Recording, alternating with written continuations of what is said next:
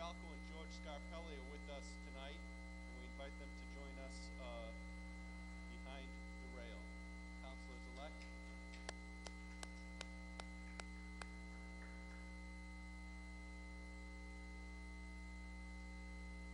We have luxurious seating for you over there.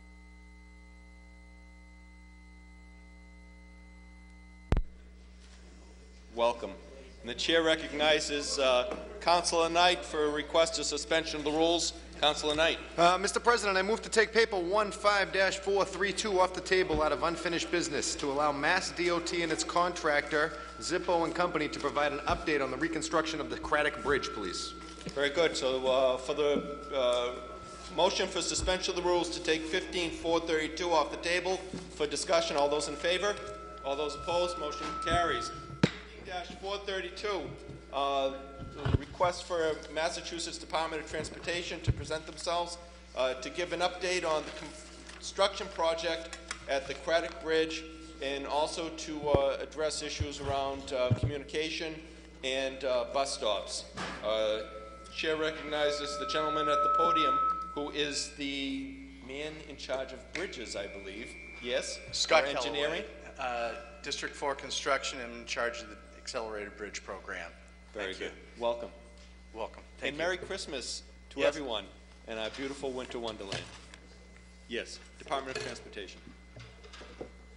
Okay.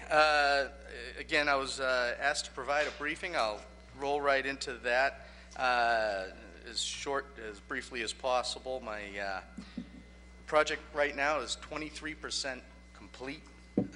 Short-term look ahead, what you'll be seeing over the next few weeks, we'll be focusing, continuing to focus on the installation of the temporary bridge. This will be followed with the roadway tie-ins to that temporary bridge, and then we will, that bridge will eventually carry northbound traffic into Clippership Drive. We're planning on progressing that over the next couple of weeks. We're hoping to have that bridge open by mid to late December. That's currently our goal, and we're looking pretty good for that. Then we're going to tie all this in, we're going to have to get new crosswalks going to establish the Phase 3 work zone. That will be Phase 3 traffic switch. That'll allow us to start work on the eastern portion of the bridge, of the existing bridge. To do that, we're going to have to install crosswalks, line painting, barrier installation. We're going to have to relocate that bus stop in front of the restaurant. We're going to have to get the traffic signals active, temporary traffic signals active. Along with this, National Grid relocation work will be concurrent with that work. Once the temp bridge is open and we're in the Phase 3 configuration, we're going to begin the demolition and rehabilitation of that eastern portion of the bridge. That's full demolition of the super and substructure. We're going to have to enclose the in-water portion in cofferdams. We're going to then start rebuilding the new bridge, new steel beams, new concrete decks. We'll be then paving, tying it all in. This will, of course, begin this coming January, and will be complete by September of 2017. We'll then roll into Phase 4, which will allow us to shift traffic onto the new bridge. We'll then begin work on the demolition and reconstruction of the western portion of the bridge. That very similar to the eastern portion. That'll begin September 2017 and last through August of 2018. That time, we'll pretty much be done with our bridge work. We'll be able to reestablish the islands, reopen the ramp, finish off the job site, and we'll be complete with the project by November of 2018, when everything will be in its normal traffic pattern and everything will return back to normal. Very good. Okay. That's your synopsis for That's it. Quick rundown. Be happy to entertain any questions. I do have one question for the council. Sure. Go ahead. Mayor. Yes. Traffic stop relocation. Last time we spoke, you all wanted to weigh in on the subject. We've proposed for a temporary bus stop relocation. Right. The bus stop in front of the restaurant needs to be relocated because that's got to become a work zone. So we proposed, that's going to be in part of the work zone. In front of the restaurant, we're going to have a barrier across there so pedestrians can't get, buses can't get in there.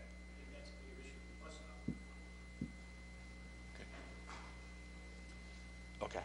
Anyway, we've sent to the council a proposal on 3 locations, and we get into the time that we need a decision on that.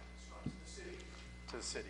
Sorry, that wasn't forwarded to the council? No, it was forwarded to the city. Okay, it's forwarded to the city. We do need a decision on that to not delay work. I think what the gentleman is alluding to is that there was a communication made to the point of information, Councilor Penter, in 1 second. There was a communication made from the Department of Transportation to the city. I think it was filtered through to the mayor's office and also to the Department of Community Development, the Traffic Commission, Chief of Police, and the city engineer for response. And I think as coordinator of that communication, I think Ms. DiLorenzo was waiting for a continued feedback or some feedback from the other offices to report back to the Department of Communication. Point of information, Councilor Penta. I also want to take this opportunity that other members of the team representing the Department of Transportation, Mr. Donnie Daly was the Chief Legislative Liaison of the Department of Transportation, members of Zoppo Construction, and also with us is the Right Honorable Paul J. Donato, State Representative and leader of the House of Representatives. Councilor Penta. 2 points. I appreciate the fact that you're here, sir. First of all, I have no idea about this communication that was sent, so I'm assuming one of the reasons why you're here because the council had asked few folks to be here. We were led to believe that there's been weekly meetings with people in this building and you folks and Zoppo Construction on the bridge. We've been asking for updates, and this was all foreign to us as of a week ago. So the question is that true or false? Have you been meeting with people? On this particular project in this building? Yes. I do not recall which Building meeting. department? It hasn't been bi-weekly, no. We have met at any time upon request. You We haven't? have been meeting at our field office with... No, but have you met with, in other words, the Department of Public Works, OCD, anyone like you have? We've been meeting with those representatives meeting? bi-weekly, yes. Okay. At our field office. At your field office, and Yes. that's what we had asked for. You know, we'd asked for updates as it relates to that, and we never got a response back from anybody as it relates to that. Go ahead. Excuse me. My name is Peter Tremontosi. I'm the area engineer on the project. Mark Shea does attend our progress meetings, as does Dennis McDougall. And Cassandra is invited every single week. So they do send a representative to our bi-weekly. That may be them. This is the council wanting to find out, because when we get questions asked to us by the taxpayers and the residents and folks that are using the bus stops, we don't have answers. And that's the reason why the sense of frustration has taken place. If you're meeting with them and we're asking for reports and minutes to the meetings, we get nothing, because nothing's come back. No nothing request against you. gotten. I just want to know, you have met with these people. That is correct. Well, good. That's all you need to Okay. know. That's Very number good. one. Number two, as it relates to the issue regarding the bus stop, okay? Again, from further information that's been given to us, and I think the city clerk can attest to the fact, the gentleman from the MBTA has indicated he will not come out to a night meeting to discuss bus stops. I mean, where are we going with this? If this is supposed to be working together, this can't work like that if they're not going to come out at nighttime to meet with us. Yeah, I can't speak on behalf of the MBTA. Are They'd you have to aware of answer that? I do not know of any communications to that effect. Okay, well, maybe in your bailiwick of inventory of folks, you can figure out how to get them here, because the bus stop comes under the control of the council, as you know. Understood. And I Okay. believe the way it is tabled now is that once we've decided upon an appropriate location, we simply request that location to them, and they will accommodate that request. And one other thing, if you can do this, you indicate that there are certain folks that are going to be affected, and they are. If you walk around those businesses in the square, nobody has contacted them, telling them about the bridge that took place a few weeks ago when you started doing some work there, the change in the time. the work schedule. There's got to be more communication, because, you know, business the way it is, it's tough to begin with, and trying to keep your doors open, you meet all your expenses, you know. This is a huge project, we know that, it's going to take place until 2017, but if there's no actual personal contact and conversation with the business owners, you're going to have a hard time, you know, selling the project, because you're having a hard time selling it to me, but now you're telling me, and I'm glad, I appreciate that people in the city are, you know, we have not gotten that response. We don't even know about this letter you're talking about. So, Mr. Clerk, if we can ask, can you send us a copy of the letter? No, we don't know about this letter about the bus stop. Just hearing about it for the first time. Do you have a copy that you could give us? Yes. We have a copy right here. You sent it November 18th. Well, and who'd you address, Mr. Daly, who'd you address that to? Could you make a copy of the letter? That's not the letter. That's the letter? That's not the letter. Those are the proposed That's the- locations. Do you have a copy of the letter, Mr. Daly? I can get it to you tomorrow, I do have a copy of it. Please, for all the councilors. We have a couple people in queue. Point of information, Councilor Caraviallo. If the gentleman could just give us the 3 locations while we await the letter, I think would be helpful. And if I'm get copies correct, of these that are plan? 3 temporary locations for the purpose of construction mitigation. Thank you. Yeah, I think in lieu of the letter.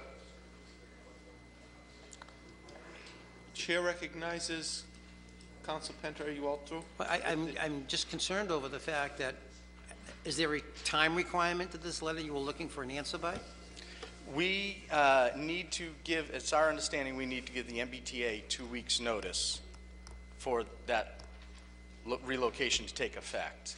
We're looking to get this in place in just over 2 weeks, so time is running short, So- to not delay the project. So this is their request that went out per a letter November 14th. They're looking for a 2-week head start. We're hearing about this for the very first time, and we're the decision makers of where that bus stop goes. I think you can understand where I'm coming from. It's kind of like obvious that, you know, there's been no communication, you know, and they may just have to wait. Chair recognizes Vice President Longo Kern. Thank you, President Delarusso. With regards to the moving of the MBTA bus stop, just so, through the council, we've met on this before, and the Commission for Persons with Disabilities is adamantly against the moving of that bus stop. So has anybody reached out to Diane McLeod or that department head? Because We haven't heard, Council, from Diane McLeod. On November 18th, Scott forwarded me the 3 alternatives that's before you. I sent it to Ms. DiLorenzo, who forwarded that to the Chief of Police, Cassandra. Am I missing someone, Scott? Mayor. Mr. Rumley, and the Mayor's office, and we have not gotten a response. So if you could forward that letter to that's fine. Commission for Persons with Disabilities. And Ms. DiLorenzo did correspond with the, right before Thanksgiving, says she hasn't heard back and so on and so forth. So up until this morning, we were trying to, and that's why I relayed this to the council president on the phone this morning. I said, I'm going to forward you what I have, and we have not heard back from the city departments that we thought would weigh in, so. Yeah, just because they're adamantly against it, I've received documentation within the last few weeks, because we did have a meeting with the MBTA last week on something else, and she thought it was on this moving in this bus stop, and, you know, we've gotten, And Council Delarusso this morning did explain to me that that young lady did weigh in opposition, but we had not heard. So, I mean, and obviously we'd weigh okay. whatever comment she had, with the weight they deserve as we would anything else. So we haven't heard anything back as of today, absent that, so. Thank you. Yeah, if we could get those documents, that would be good. Now, the second issue, Councilor Penta touched on it with regards to the project being another 3 years in total. Is there a way that we can get updates to the business owners, even if a street's being shut down or certain sections being Certainly. shut down for, Tell us how you'd like that, and we'll be happy to get you whatever information you like. Can I make a suggestion? Yes. I've been active with the Green Line Extension project that's gone on now for 12, 13 years we've been working on it. Every week there's a Green Line website, you get on their mailing list and they send you an email every week. update on construction. Maybe that's a simple way of creating a emailing list with this project that all stakeholders can get in on the list and get regular updates on the progress of the construction and whatever traffic alerts need to be made through that. And that's what's done with the T. So whenever Harvard Street is going to be shut down, or up on School Street in Somerville, whatever they've done in this whole extension project with the bridges, everybody's gotten an update. And I think that's a good recommendation, some way that business owners who want to opt in to get an email once a week or even bi-weekly so they know what's coming in the next 2 weeks. I've gotten complaints with regards to restaurants in the area and 2 other businesses where the street was shut down for whatever it may have been, 6-7 hours, and they were unaware it was going to happen. You know, they definitely lost business, lost customers. So we need to be able to, whether it's through the website or through emails to businesses that want to opt into that service. And I, as one counselor, would like to get the updates because we do get the complaints. I think that's extremely important. So if we could make that part of the recommendation to the contractor, Yes. that would be helpful. Awesome. Thank you, Madam Vice President. So we have been sending out this briefing like this bi-weekly. Just give us the additional emails, and we'll add those on the list. Just send us the email addresses. We've been sending it to everybody that we've had. One more group you might want to inform. Point of information, Councilor. One more group might be the Medford Chamber of Commerce. Yeah. Is there a point of contact? The Chamber of She might be Commerce, here. Executive Director. Yep. Oh, she was here today. She was here. Janet Yeah. Donnelly is the Executive Director of the Chamber of Commerce. And Not a problem. We'll be in touch on that. Dan Daly. Chair recognizes Councilor Camuso. Thank you, and thank you guys for coming down this evening, Mr. Daly, with your whole entourage. Just a quick couple questions on the bus stop relocation. It appears that the bus stop, the 3 options are going across the street. Is that correct? You have to cross the ramp onto Route 16 westbound. Yeah, I'm sorry, you do. Yeah, you have to cross both sides. You have to go. So if someone's waiting for a bus, the bus will stop and then they have to cross the street to get on the bus? Between the location that we have now is going to be a giant work zone, and we have to get them to the other side. That's my next question, but Yeah, let's start with so the bus stops. You can't traverse that area. There's not going to be a bridge. So there. how- So you have Okay. to go across the street, down, and then back over. But the bus stop itself, those red dots that you have Correct. are actually across the street. No, they're going to be on the same side as the restaurant. The restaurant's over here. You have to go across the street, down, and then back this way. So it's Okay. going to be on the same side of the street. Can but you do have explain to cross the street to get To to it. people like myself that can't read construction maps because it's very technical, whereabouts are the 3 options so the viewing public will know? Basically, they're Basically, in layman's terms. you have the Route 16 overpass. One's right in the middle. In the middle One's of to the either overpass? side. Underneath. Underneath, lighting will be approved and everything else if that happens? I Because it is have pretty... not looked into that. Is All it right. dark there? It's You can dark certainly there do- until you guys started. Yeah. Now you have trucks under there with the lights at night, so Oh, it's... that's a. But you can't count that as... reconstruction project, yeah. Construction's not on for a day, then... Okay, so that's the first location. Yeah. Next?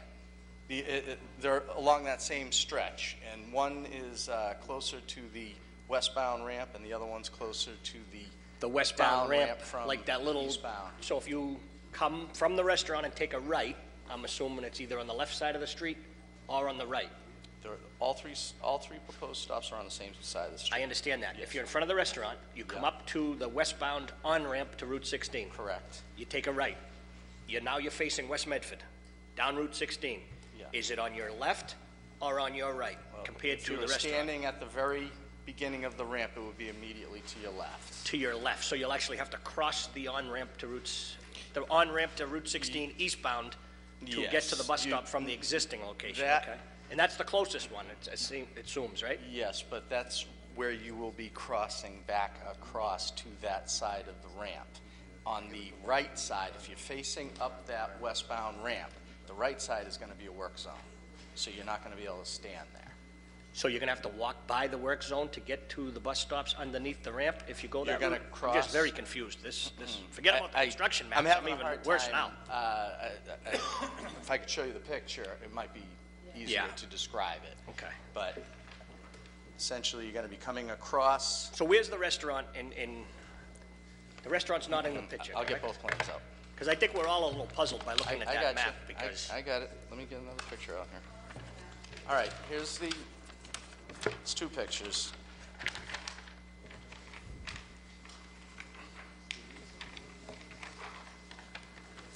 Present location, All right. restaurant.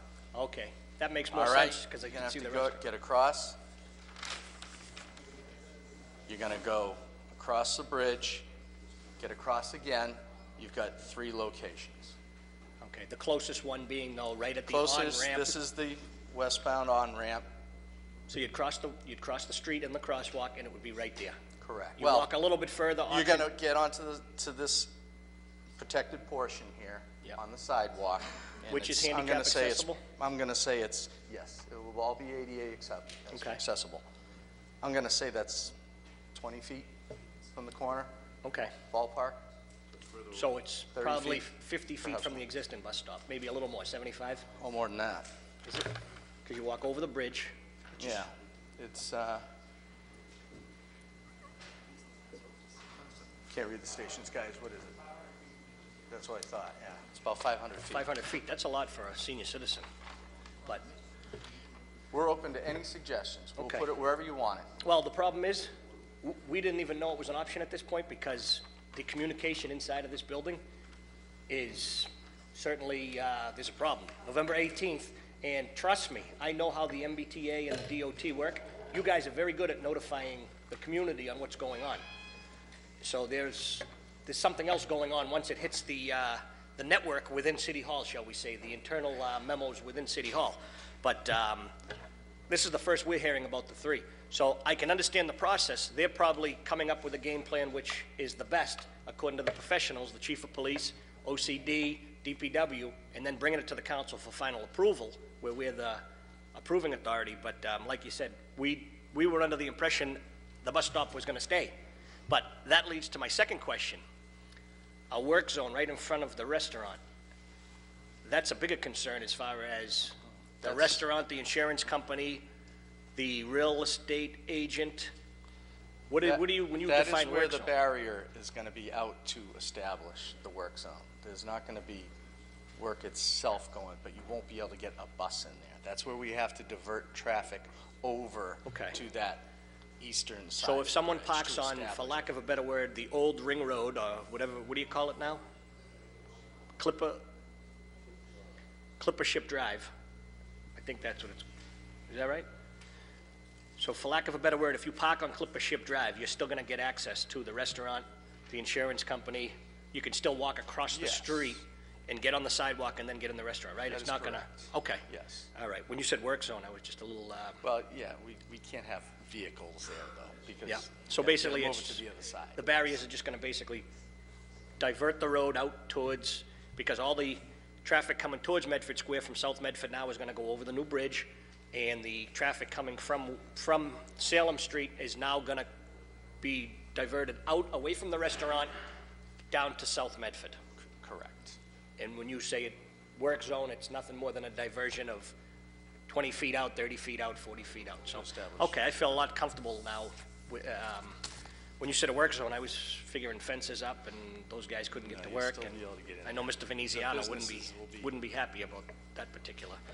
But with that being said, I want to thank Mr. Daly and his staff too, because they obviously have been doing this communications. The breakdown has been from within the walls of this very building that we sit in this evening. So if you could just keep notifying, and I like Councilor Dela Russo's idea. The Green Line, I mean, they've been keeping us abreast of the progress of that probably weekly. Between the DOT and the Mass Gaming Commission, I've never met 2 agencies that notify more on a consistent basis. And that's something, as far as transparency, I'm very happy about. The only thing the Green Line hasn't shared with us is their finances. Correct. And hopefully, on a lighter note, I believe that's going to be in about a month or so, they're going to come out with the actual report. Is that fairly correct on that? So I read that in today's Globe, but you can't take the Globe and everything else for 100%. But with that being said, if you could just please keep the notifications coming. I'm going to reach out to Mr. Daly tomorrow, give you some additional email addresses to get on the external communique. Excellent. And one other person that has been pretty good with this and put me in touch with different agencies regarding the DCR and some of the other stuff going on there has been Representative Donato. So I know early on in this project, back in June and July, there was a concern about the environmental in the river and things like that, and Rep. Donato put the constituents from South Street in the right direction. So that's always a good avenue of communications on for those people too. So, but that's about it. Thank you, Councilor. I know there's a citizen who would like to address us. If you would, please present yourself to the podium and state your name and address for the record. Hello. My name is Rachel Tannenhouse. My address is 26 Pearl Street, and I am the chair of the Medford Disability Commission. So, welcome, Madam Chairman. Thank you. So thank you very much for bringing up the Diane McLeod's concerns, and she actually sent me an email before the meeting last week, and I wasn't able to make that particular meeting where she thought it was being discussed, but she had to go home sick, so that's why she that day, so that's why she couldn't make it. So am I to understand that they're looking at moving the bus stop it's in front of Carol's? Is that where the restaurant we're talking about, the bus stop that they're looking at moving? Correct. Okay. So that's, as you said, that's a huge issue for senior citizens. It's certainly a huge issue for folks with disabilities. I will never find that bus stop again if they move it. I got to tell you, I'm going to be wandering around everywhere forever. So there needs to be some definite, like, if you did move it, there would have to be some really big indicators as to where it went. But I have to tell you, I live walking distance from Medford Square, and I take the bus because of those intersections that are there, you know, the ones where the on-ramps are. I could walk and get the exercise, and I could probably use it, but I don't really want to get flattened, so I don't. And having to cross those to get to the bus stop, also the safety issue, as you said, of putting the bus stop underneath the overpass. I sometimes come back at night. I'm traveling by myself. I don't want to wait under that overpass. I mean, no offense, it's kind of hinky. And I think it is a safety issue. I would have difficulty navigating there, even with the dog. And I don't even know what somebody using a wheelchair or with stamina problems, some sort of condition that would have, you know, issues with stamina. I have no idea what they would do in that situation, but I can tell you that in my situation, right now I come to Medford Square because I can take the bus and because there are good bus stops to get me back. I would just stop coming to Medford Square. And I know that we're doing these things and it's not that I don't like Medford Square, I like it a lot and I encourage people to come here. But in terms of going to restaurants around that area, it would be really, I mean, you're basically, I understand wanting to revitalize the square. I'm in favor of doing that too, but you don't want to keep populations out in the name of revitalizing the square. So I actually would like to, and so the blurry guys in the front, are you the ones who gave the presentation? Yes. Okay. So hi, like I said, my name is Rachel. I am one of the citizens that would be impacted by moving the bus stop, but also, like I said, I am the chair of the Medford Disability Commission. Our next meeting is December the 16th at 5:30 in the evening, right around the corner here in room 201. And I'll have to check with Diane McLeod, but I think I can extend you an invitation to come if you'd like to talk to us about access around the site and also about moving the bus stop and get actual input from the disability community. So if you're having difficulty hearing back from Ms. McLeod, and I know she was out sick a little bit before the holiday, then we can totally hook you up and you can get all the input you want, probably some you didn't. Thank you. Thank you, Rachel. Thanks. Chair recognizes Council Penta. Mr. President, I think who's the gentleman from the state? Who's the other fellow? Scott, Scott. please. Yeah, just so you know, we're tossing around some ideas, and I want to get some lines on paper and make sure it's absolutely doable. But right now, we think we may have a way of making a dedicated lane for bus stop only and leave it in its present location. So we're going to develop that tomorrow, and we'll be in touch very shortly. Very good. We're gonna, I think it can be done. We just want to make sure it can. But taking that into consideration, you said you listen to any and all ideas. If in fact that doesn't work, you could still have those buses go right into Medford Square, because we had discussed this as part of the issue. And where the square is, and they could just traverse themselves around River Street and come back, which is a one-way, and you could just reverse the one-way, going the opposite way. And that would make it easier, because don't forget, you have 2 senior citizen buildings over there, in excess of 500 people. And for them to walk any further than the end of that ring road, then to cross over and go underneath the bridge, where it'd be a lot easier just to go to Medford Square. So, and again, folks that might have a handicap or a disability coming from Salem Street, Forest Street, or High Street would still be taking the same amount, if not, it would be shorter for them just to walk across the square through the crosswalks, because you said you'd be making them properly and lighted to be traversed. So you have options that are there, and that's all that the council wanted to discuss, is what the options and what would work the best, and it becomes very hard when you have no communication. So I'm just throwing that out there. Understood. Thank you. Chair recognizes Vice President Longo-Kern. Thank you. Just so we can be sure, if Mr. Daly could come up, you had mentioned that any business owner or city councilor or anybody in the public that wants to get updates on the Craddock Bridge can go on this list. Yeah. How do we get them on that list, or how do we? Just send me the emails.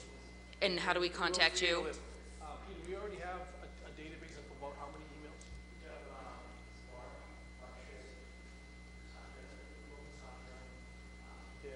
Yeah.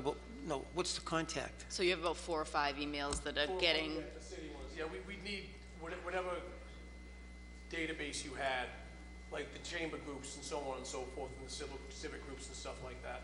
And what's your email, if we could? I can give you my card, yeah. Okay. Mr. Messenger. Yeah. Yeah, make copies.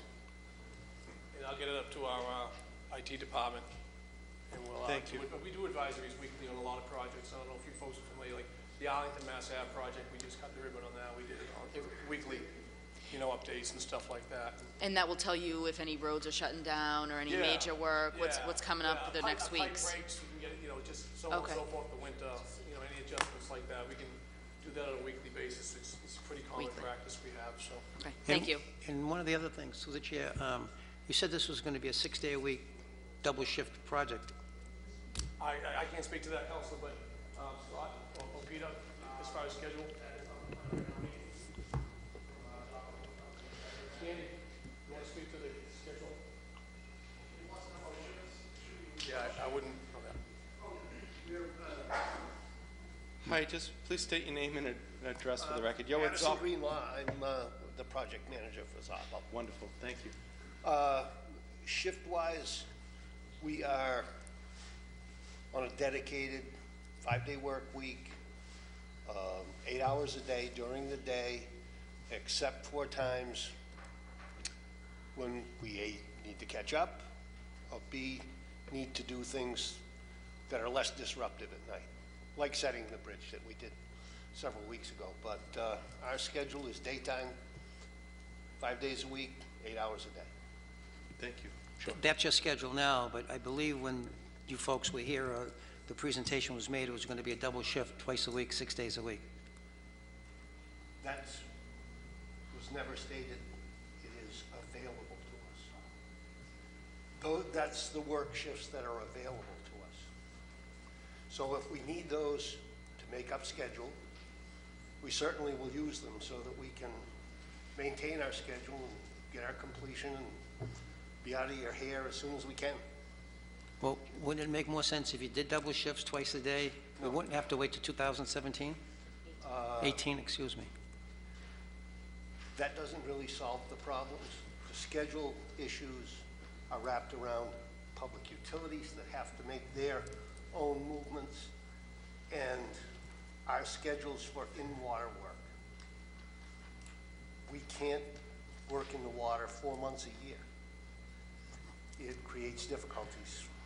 Within a schedule like this, if we miss 2 or 3 days and miss our water windows, we lose 4 or 5 months in a schedule. So, but if we get caught up and I'm ahead of schedule, I may have to sit and wait 4 or 5 months to work. So we have to plan our work so that we work continuously, meet our milestones, and get our work done on time. It's very important. So working ahead, working really quickly to finish a certain amount of tasks, and then having to go home for 4 months doesn't advance the cause at all. Thank you. I don't think it advances the cause to wait to 2018 either, for 121 feet. Thank you. Thank you, Councilor Penta. Thank you, sir. Chair recognizes Councilor Knight. Mr. President, if the project manager would just come back for a second. Scott. It's my understanding that the gentleman just referred to water windows. In water work windows, yes. Water work windows, and based upon the presentation you guys gave last time, there are certain periods of time when you're precluded from being able to work at the site based on, is it federal standard or state standard? It involves environmental permitting for there's an in-water restriction. Okay. So in terms of... But the project can work. It's just not, you can't be in the water. In the water. Okay. Good. Thank you very much. Thank you, Councilor. On the motion, sir, if you want to address the council, please state your name and address for the record. Thank you, Mr. President. I'm Bob Capucci, 71 Evans Street. My concern is this bus stop in the work area. I would really like to know what's going to happen here. Are they going to shut down that street? And if so, it might help the local businesses there for whatever part of the street you're going to shut down. If you allow, if it's possible, some parking there. I know firsthand. I mean, we all know Carol's Restaurant. It's been a tradition in Medford for going on a century here. He's been a friend to me, the family, a lot of you guys here, and I go there a lot, as most of you do too. And he's losing a ton of business. What I would like to also see is, make sure that these construction crews that are coming in maintaining that area in terms of eyesore and clutter and whatnot, because, along with regular customers of the restaurant, there's also functions and groups that come in there from out of town. Maybe some kind of deal can be made with Republic for a wedding special going on there, or a baby shower where Carol's might be able to print up some cards for these folks and get them in there. And finally, one last thing on the bus stop, and what the chairman of the disability community was saying, maybe somebody from this body can reach out to the MBTA or somehow and use that van service that they have, and maybe offer some of these folks a ride if they need it. I mean, this I don't have to tell you folks, this is your job to make sure that the taxpayers, the businesses, and the citizens are well taken care of, and that street and area is as safe and accessible as possible. Thank you, Mr. President. So on the motion of approval by Councilor Penta, as amended, seconded by Councilor Knight, all those in favor? All those opposed? Motion carries. Thank you very much, folks from the Department of Transportation, for all your efforts, and a special word of thanks to Representative Donato for his leadership in this matter. Thank you all. Motion for suspension by Councilor Knight. All those in favor? While we're under. While we're under suspension, yes. Last week, we put a resolution forward relative to the schedule changes that were potential at the West Medford commuter rail station, and I believe that we got word back from our state delegation that those changes have been put on hold for the time being until an exhaustive public hearing process can be conducted, Mr. President. So while Representative Donato was here, I thought we should thank him for his hard work and his efforts and give him an opportunity to maybe speak on the matter if he sees fit. Thank you very much. Paul Donato, Representative 35th Middlesex District. The Medford delegation, along with Senator Lewis, who represents Winchester, had a meeting with the MBTA 10 days ago. We expressed our concern with regard to the commuter rail changes, and because of our meeting and our advocacy, I have to tell you that the delegation worked very diligently. We're not very happy with the changes that were being proposed, and the MBTA has relinquished their position relative to the December 15th for the changes, and instead is working toward April. The delegation is working once again with the MBTA. We plan a meeting sometime in February to continue the dialogue so that the impact of any of the changes that will be made on the commuter rail will be minimum. And that's where we are at this particular time. Thank you, Representative. Thank you. Thank you. Thank you, Representative. So on the motion for approval, all those in favor? All those opposed? Motion carries. Councilor Camuso. Yes, Mr. Councilor. I'd like to take 15-432 off the table and receive it and place it on file. The Mass DOT was here this evening, and that was for them to appear. Yes, that was the paper that we actually took and acted upon. We took, okay. Thank you. Thank you. So on the motion of Councilor Camuso to resort back to the regular order of business, Aye. all those in favor? Those opposed?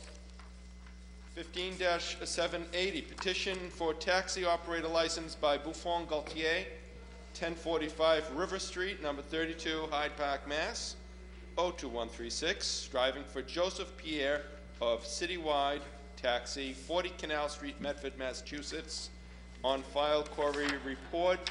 Chair recognizes Councilor Cavaliello for recommendation. Is the petitioner present? Good evening. Please state your name and address for the record. Buffon Gaultier, 1045 River Street, Hyde Park, Mass. 02136. Bienvenue. Councilor Cavaliello. Thank you, Mr. President. Mr. President, I have reviewed the gentleman's paperwork, and they seem to be in order. And does the gentleman understand that your pickups will be in Medford only? Yes. And not in other cities, and you won't be picking in Boston coming back there? No, I already have the Boston I'm sorry? license. I have a Boston license already. You have a Boston license also? Yes. Hold on one second.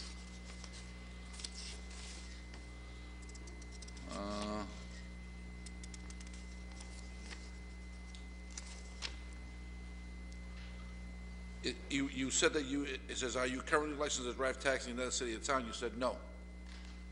Down what? Here? No. No, I just taken it Friday. So you have a license to drive in Boston also? Yes. You just got it on a Friday? Yeah, for last Friday. Okay, so you're gonna need to change your application on question 15 to yes. But it was before. Mr. Clerk, is that? You only can use the license for Boston County anyway, so it doesn't. Okay. Well, Mr. President, his paperwork seems to be in order. I recommend approval. On the recommendation of approval and the motion of approval by Councilor Caraviallo, all those in favor? All those opposed? Mr. Clerk, please mark Councilor Penta as opposed.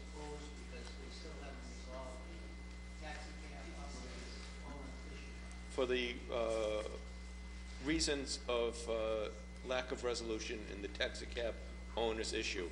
And likewise, Councilor Marks is in opposition.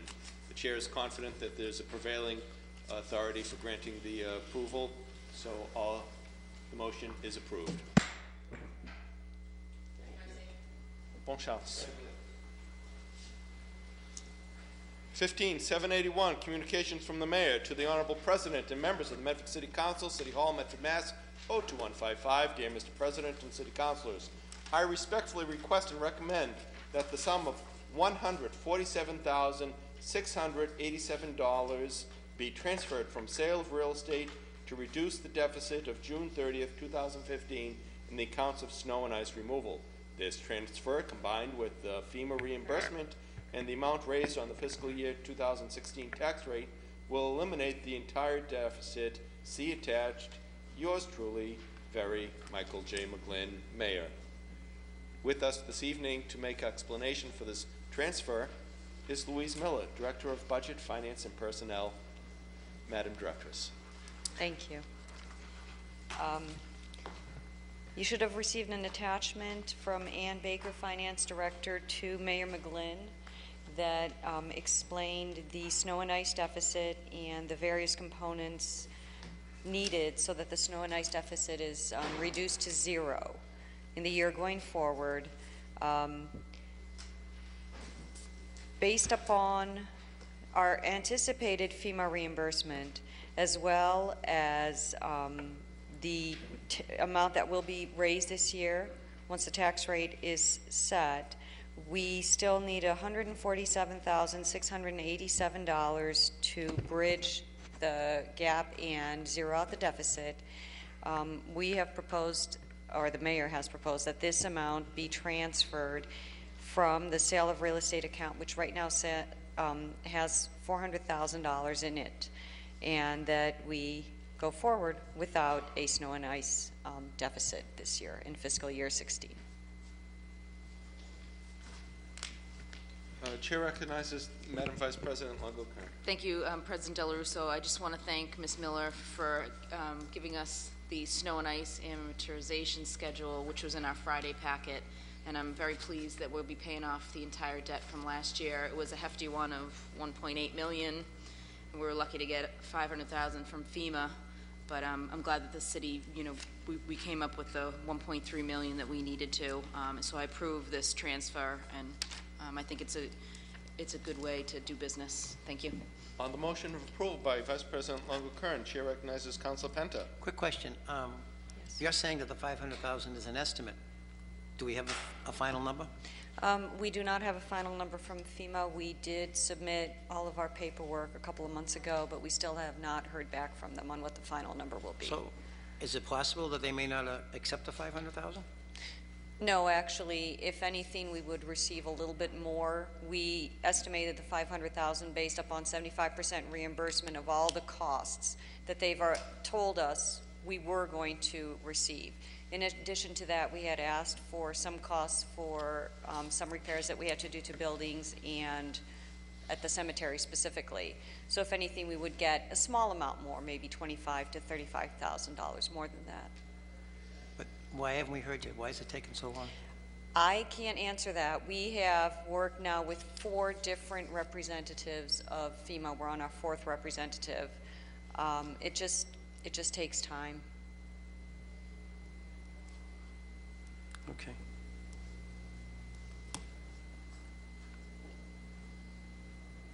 Okay, Councilor.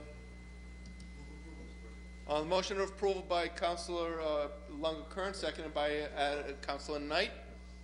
Is there a roll? Roll call. Councilor Camuso. Yes. Councilor Caviola. Yes. Councilor Knight. Yes. Vice President Longo-Kern. Yes. Councilor Marks. Yes. Councilor Penta. Yes. President Del Russo. Yes, with a vote of 7 in the affirmative, none negative, the measure passes. Next before us, 15782, to the Honorable President and members of the Medford City Council, Medford City Hall, Medford, Mass. 02155.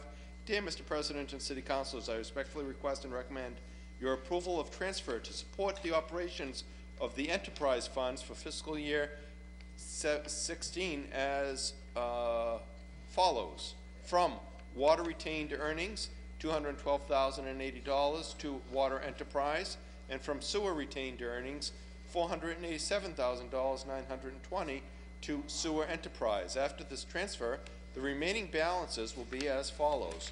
Water retained earnings, $3,150,930. Sewer retained earnings, $3,885,627. Very truly yours, very Michael J. McGlynn, Mayor. On the motion for approval by Councilor Penta, Councilor Camuso. No. Councilor Penta. Could you explain what this money is for, please? Yes. Last year, the water and sewer rates were changed, they were tiered, and they are not sufficient to meet the water and sewer operating budgets, including the MWRA assessments. So the $700,000 is half of the projected deficit for fiscal year 16.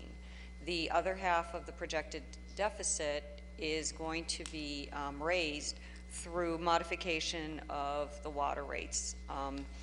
The Water and Sewer Commission voted new rates that will go into effect. Some portion of it may go into effect in December, but it will go into effect completely in January. Okay. So this is kind of like interesting because a couple of years ago when we were discussing the budget, when the council had asked that the money be taken from the water and sewer account, the Water and Sewer Commission indicated that that wasn't their purview, it was up to the mayor. Now you're saying tonight that they made a recommendation to take this money of approximately $700,000 or above to go to offset the cost of our water and sewer bills here in the city of Medford. Don't forget, I believe we get a discount, strike that, we get a wholesale discount rate from the MWRA, and then the rest of the cost relates to the city of Medford's operation, water and sewer department. Okay. That's correct. So if we take this balance, if we transfer this money, we have a balance of $7,036,000. $7 million. I just don't understand why they just don't take the whole thing from the water and sewer account. That's the taxpayers' money. They've either overpaid or whatever the situation might be. That would have made it a $7.7 million surplus. So with the amount that you're taking out right now leaves you with a balance of $7,036,000. It's the taxpayers' money, the ratepayers' money. It wasn't their charge to raise the rates. You know, and if they made a mistake somewhere along the line as it relates to this rate structure, then that needs to be figured out. But the taxpayers should not have to pay for it, especially since this is their money that they've had there in surplus for all this amount of time. The law is very simple, as you know. It's either one or two things. The law says, unless you have something that's ready to go in a ready-made project with 90 days, or there's a surplus remaining, it goes back to the ratepayers. Now, this has been going on for a few years. $7 million and $7,036,000, leaving you with a balance. I'm going to vote that this not go through, that this money come out of the water and sewer enterprise account, period. You know, the ratepayers should not have to pay for this. Let the city figure out where they went wrong and if they have to make an adjustment. Because it's bad enough that they've been taxed for everything in this community from A to Z.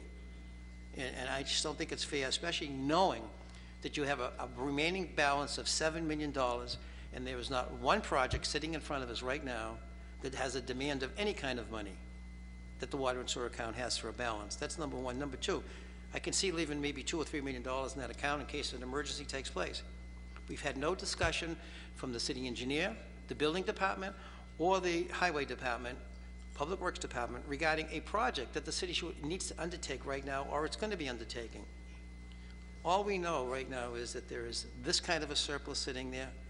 It's unfair. I don't think that the ratepayers should have their money that they've paid for now be charged again. I think that money should stay in this account, and the city engineer and the new administration should figure out what all the I&I and the water leaks and the things that need to be corrected here in this community, they better get on their duff real quick. Because this is what the administration has been talking about, whether it was myself or the incoming person. You know, this city needs to have a lot of reconstruction in this community as it relates to their water and sewer, their I&I, and their street and their side construction projects. So to take this out of this account and transfer it over to pay a debt that belongs with the city, if they mismanaged and miscalculated, don't blame the taxpayer. They've been blamed enough for what goes on in this community. I'm going to move, Mr. President, that the money come out of the retained earnings of the water and sewer account and not be transferred. There's a motion for approval on the floor of the paper that's before us. Point of clarification. Point of clarification. There's no such thing, Vice President Longo-Kern. Point of information. So, Councilor Penta, just so I understand, you're looking to take the 1.4 that we're actually in deficit and take it from the retained earnings, therefore not raising the rates of the water and sewer ratepayers. Right. If I could point out that the Water and Sewer Commission has already voted and enacted a rate change. Councilor Camuso, point of information. Thank you. And I was going to basically make that point. They actually met before the city council met last week, and the paper before us is to move it from the account he's asking on the other part. So the proper thing, I think, as one voting member of the council, is to move the paper, and I think we made it loud and clear at previous meetings. We wanted it to come out of this, but obviously, based upon the data before us, they took that vote last week prior to our committee of the whole. So on this particular paper, I'm going to not withdraw my motion for approval, because in essence, what Councilor Penta is asking to do is take more money out of it. So we have to take this to get to this point now anyway. So thank you. And your motion is contradictory to the motion of approval. If I may. Councilor Vice President Longo-Kern. Thank you, President Del Russo. Can you tell us how much is remaining in the retained earnings as of right now, before the 700,000 is taken out? I know we went over the numbers last week. I just want to. Yes, the total for both water and sewer is approximately $7.7 million. So water retained earnings is at $3,360,000, plus or minus a couple thousand. And then the sewer retained earnings are at, oh, I have to do this in my head, $4.76 or $7.8 million. And is there a reason why, you know, the administration only wanted to take the 700,000 versus $1 million or the full 1.4?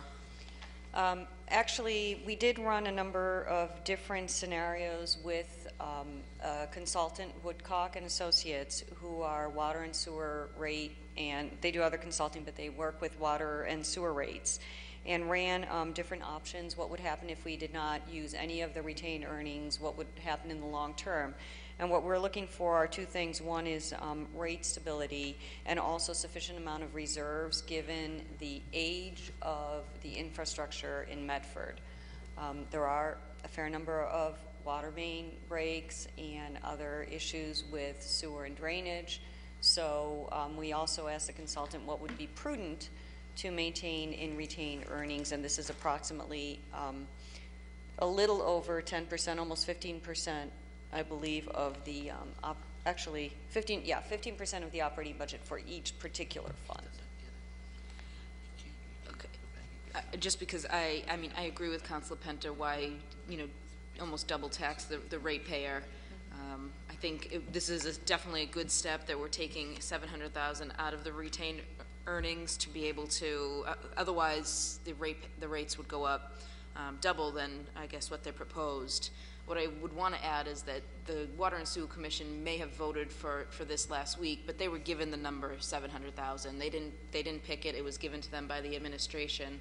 And I would just ask that the administration relook at this and possibly give more so that we can lower, you know, keep the rates stable rather than have an increase, you know, of, I believe it was a 5% increase once the 700,000 was applied. Yes, I believe that's correct. Yeah, I just would like to lower that increase for the ratepayer as well. So I see Councilor Penta's point. I understand both sides, but this still, even if we took the full amount, we'd still have $6.3 million left in water and sewer retained earnings. Plus, we're going to be adding to it this year, so that's going to probably be back up to at least $7 million. I think that's the best step to take. But obviously, that's something we have to question the administration on. Thank you, Madam Vice President. Chair recognizes Councilor Knight. Yes, Mr. President, thank you very much. And Ms. Miller, thank you for your presentation.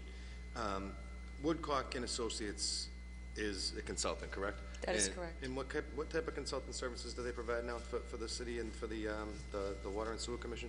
They actually provide advice on rates, retained earnings, you know, how much should be in retained earnings, those kinds of questions.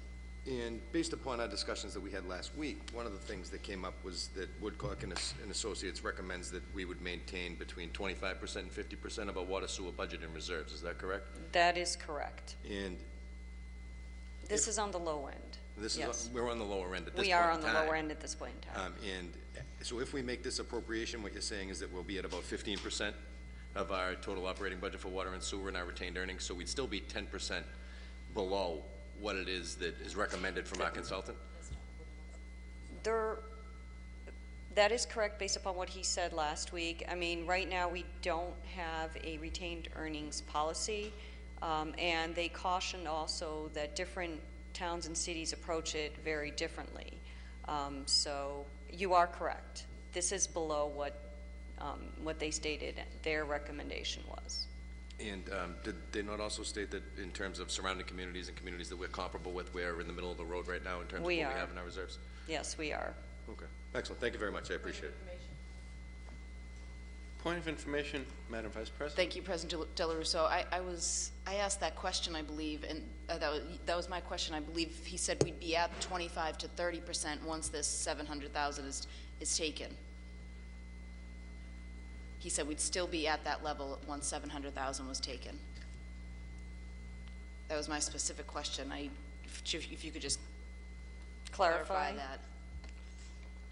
Okay, I may have the numbers wrong, but I thought we would end up being a little bit lower after that. I thought it was more like 26%. I thought was my That he thought that we would be at 26%? After we take the 700,000 out, we'd still be closer to 25 to 26%, 25%. Yes. Okay, I may have the numbers wrong. Yes, I may be recalling the numbers incorrectly. Are we okay? I actually don't have the operating budget in front of me, but I know that the assessments alone are close to $17 million for both water and sewer.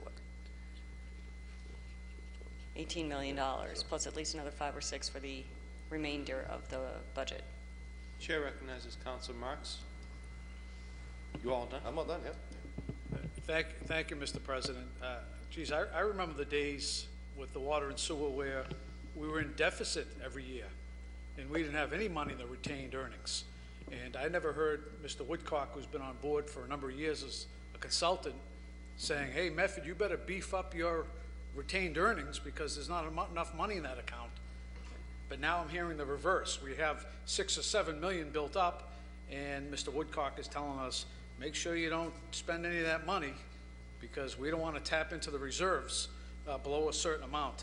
I don't buy into that, first of all. I happen to have attended the meeting of the Water and Sewer Commissioners last week prior to our meeting, and I found it very interesting that, and as the budget director, I think you were present at the meeting also. I was, yes. One of the issues which was brought up by the chairman of the Water and Sewer Commission, Mr. Dominic Camara, he had a very valid point. He said, why is it not in the city's budget for a water and sewer expense on the municipal side and on the school side? And that's a very, very valid point. That's a utility. As far as I'm concerned, it's a utility like gas, like oil, like electricity. And how can you have, for instance, I believe it was last year, $550,000 in water and sewer from the municipality, and that includes the school side. That's $500,000 that's not in the budget. You're not accounting for in an operating budget. Now, if you had a budget at your house, could you leave out a portion of that size and say, well, I'm not, water's really not part of my utilities? Of course it's part of your operating budget. So how does a city not include $500,000 that they know is going to be accounted for, or in this case, we refer to it as unaccounted for because it's not needed? So I'm not quite sure, and Mr. Camara raised a very valid point because he mentioned, and I've been preaching about this for several years now, because I remember the days when I was on the school committee, like Mr. Scarpelli and Mr. Falco that are here tonight, where the water and sewer were in the school budget. And then, I don't know what happened, but miraculously, one given year, it was gone. It never appeared as a line item anymore in the budget. I don't know who made that recommendation. I don't know who took it out of the budget. I don't ever remember a vote on it, but all of a sudden, it was never in the budget again. And I think one recommendation we should be making, Mr. President, as a council, is that the city administration put back the water and sewer cost, the real cost, for every school in this city, for every municipal building in this city, so we can have a direct accounting for that particular expense in every operating budget. There's no reason why we shouldn't account for water and sewer that we know is going to be a direct expense, Mr. President. So that would be one recommendation that I ask. I'm sorry to interrupt. So is that a recommendation or an amendment to the motion of approval? I would ask it to be an amendment. We have the budget director here. I don't know how she feels on that. I don't expect her to answer that tonight. But I can just tell you that, you know, the days of underfunding our snow and ice, when we know we're going to spend $800,000 and only put $200,000 in the budget, that's a concern. I know we can run a deficit in that account, but it's a concern. And, you know, when you have water expense in the school department and they don't have to pay for it, who pays for it, Mr. President? Where does it go? It just doesn't vanish. It goes for unaccounted for water, and all of our rates, we end up paying it no matter what anyways, but all of our rates get raised because of the unaccounted for water that Councilor Penta's been talking about. Now, one of the reasons why we're having an increase or a deficit, I should say, is the fact that we moved the tier 1 from zero to 800 to 0 to 1,000 cubic feet. And what we did was, in effect, take anyone that was using 900, 1,000 cubic feet that were paying a higher rate, we put them into the lower rate. And we lost revenue by doing that. And, you know, that was this decision that was made. And now I believe we're going to go back to the 0 to 800. That is what the commissioners voted, yes. That was one of the recommendations. So yes. Clearly that recommendation didn't work in regards to maintaining rates within our community, or at least having a way to pay for water and sewer in our community. And I agree with Councilor Penter and Councilor Longo. If the money's there, we have $7 million. I don't think that's going to make a hill of beans on any bond rating in our community to take that money. And there's only two purposes you can use it for, the retained earnings. It's in state statute. Anyone can read it. It's to offset rates, and it's for infrastructure improvements. You can't use it for anything else unless you file special home rule petition like the mayor did back some years ago to offset a budget deficit, but that's a whole other issue. But it can only be used for those two purposes. This is a legitimate purpose to use the money for. And to sit back and say, oh, we don't want to touch that account. The mayor's State of the City speech over the weekend, he was bragging about all the surplus money we have. The city's in great shape. We have all this surplus money. Yes, it's the taxpayers' money the mayor's sitting on. And to use other resources to pay when we already have an account specifically earmarked for that type of reason, I can't in good faith vote for it. I really can't. So I agree with my two colleagues that the money should come out of retained earnings. That's not going to impact our bond rating. And you better believe, as Councilor Longo said, within the next several months, we're going to see an increase in the retained earnings on both the water and sewer side. So those are my thoughts, Mr. President, and the budget should be a realistic budget that reflects the actual operating expenses. And to take out water and sewer and say that's not an operating expense, I believe is being short-sighted, and I think you know, the city should start creating budgets that are realistic budgets, and budgets that are attainable, and not budgets that have hidden you know, trap doors at every turn, Mr. President. Mr. President, if I may, I want to thank Councilor Marks. He reminded me as well, the other reason why there was a shortfall in the water and sewer budgets is also because of water conservation. With the tiered rates came additional water conservation, and we should see the result of that in the coming years with our MWRA water assessment. It will not affect the sewer assessment, but it will affect our water assessment. So Mr. President. Yes, Councilor. So based on this is what I don't understand about this. If we conserve, we still get the same bill from the MWRA. That's correct. So it's great to do conservation. I support it wholeheartedly. But when do we tell the ratepayer that there'll be some type of relief? Most people attribute, I use less water, I'm going to pay less.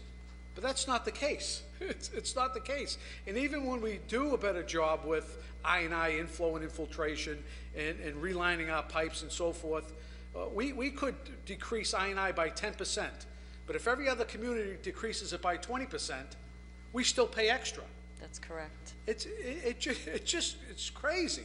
It really makes no sense. You can never get ahead of the game. You can never offer. We thought with the second meter outside, people were going to be able to save when they water their lawns or when they fill up their pool. And talk to anyone that has a second meter outside. They'll tell you there's no savings at all. If anything, they had to spend $500 to put the meter in. They have to spend extra money to have it tested and so forth. So, all these different ways of taking the burden off the ratepayer really is fruitless. I mean, I don't see any way you conserve, you pay extra. You do a better job with fixing your infrastructure, you still end up paying extra.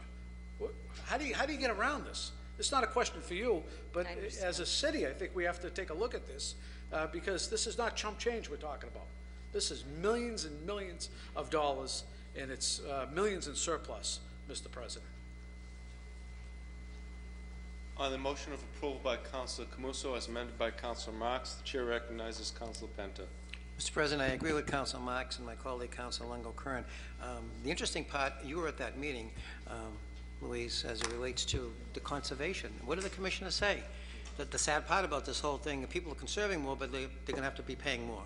So the ball bounces itself back and forth. This goes back to almost like the green barrel before you got here, the green barrel issue. When we got into these green barrels and we get into this whole idea of being conservation and recycling. And we have the two different size barrels here, but what happens here to the city of Medford because of the recycling, which cuts down on the hardcore waste, it cost the city, I think it was last year, $159,000 more, because even though we were recycling more, we went from 3 to 30%, it still cost the city more. And people just need to understand something. Well, if you're going to use less, why are you paying more? So some people may get the attitude, if I'm going to pay for it, I might as well just use it. So the whole conservation theme is going to be lost. The other part of the issue is that, again, it's $7.7 million of taxpayers, ratepayers' money that's been sitting there with no major projects ready to go. Nowhere to go. And the law is very succinct. It's either 90 days ready to go or it goes back to the ratepayers. Now, we know that there's a projected rate increase coming in this year from the MWRA. Who's going to eat that again? It's going to be the ratepayers. So it's bad enough that they're going to have to pay for the increase to the water and sewer system, and I understand you have to pay for salaries and all the contract negotiations that take place, but when you're sitting on a surplus like this, there is no reason why the ratepayer should get involved in paying off whatever the difference might be. Councilor Marks just alluded to something a few years ago, and kudos to him. He was the only councilor that voted against taking $1,100,000 out of the water and sewer account to offset the mayor's budget deficit, to balance his proposed budget. And he was right. It should have never been done. First and only time in the legislature, first and last time it's going to be done. This is the ratepayers' money. It's bad enough you've got them with the Republic kiosk parking. You're hitting them in every single corner here with a tax and a tax. And their streets, their roads, their bridges, and everything is just in a state of chaos. I just cannot, in good conscience, go forward with this. I'm not going to support it. It doesn't belong. It doesn't belong here right now. And until the city can get its act together financially as to where it needs to go, how it needs to resolve this water and sewer situation, so be it. There are so many options here. You have a consultant that tells you you're in a deficit, you got to start saving, and then when you start saving, you got to save more than what you're saving. I don't care about other cities and towns, and I don't care about our bond rating. What I care about is having taxpayers spend too much money or more than being charged for more than what's necessary. Life is not too easy right now. You may hear all kinds of great stories out there about the economy. People are still struggling. People are still out there that haven't received raises in 5 and 6 years. The employees in this building and citywide in the school department, they should be thankful they have their jobs. thankful they have their jobs. And they shouldn't be complaining about, we're not getting enough of a percentage here, there, or everywhere. You want to negotiate in good faith, I've got no problem in that. But don't go out and hit the people that don't have that job security, that haven't gotten that pay raise in 2 or 3 years, and knowingly should not have to pay for this deficit that unfortunately was created by miscalculation.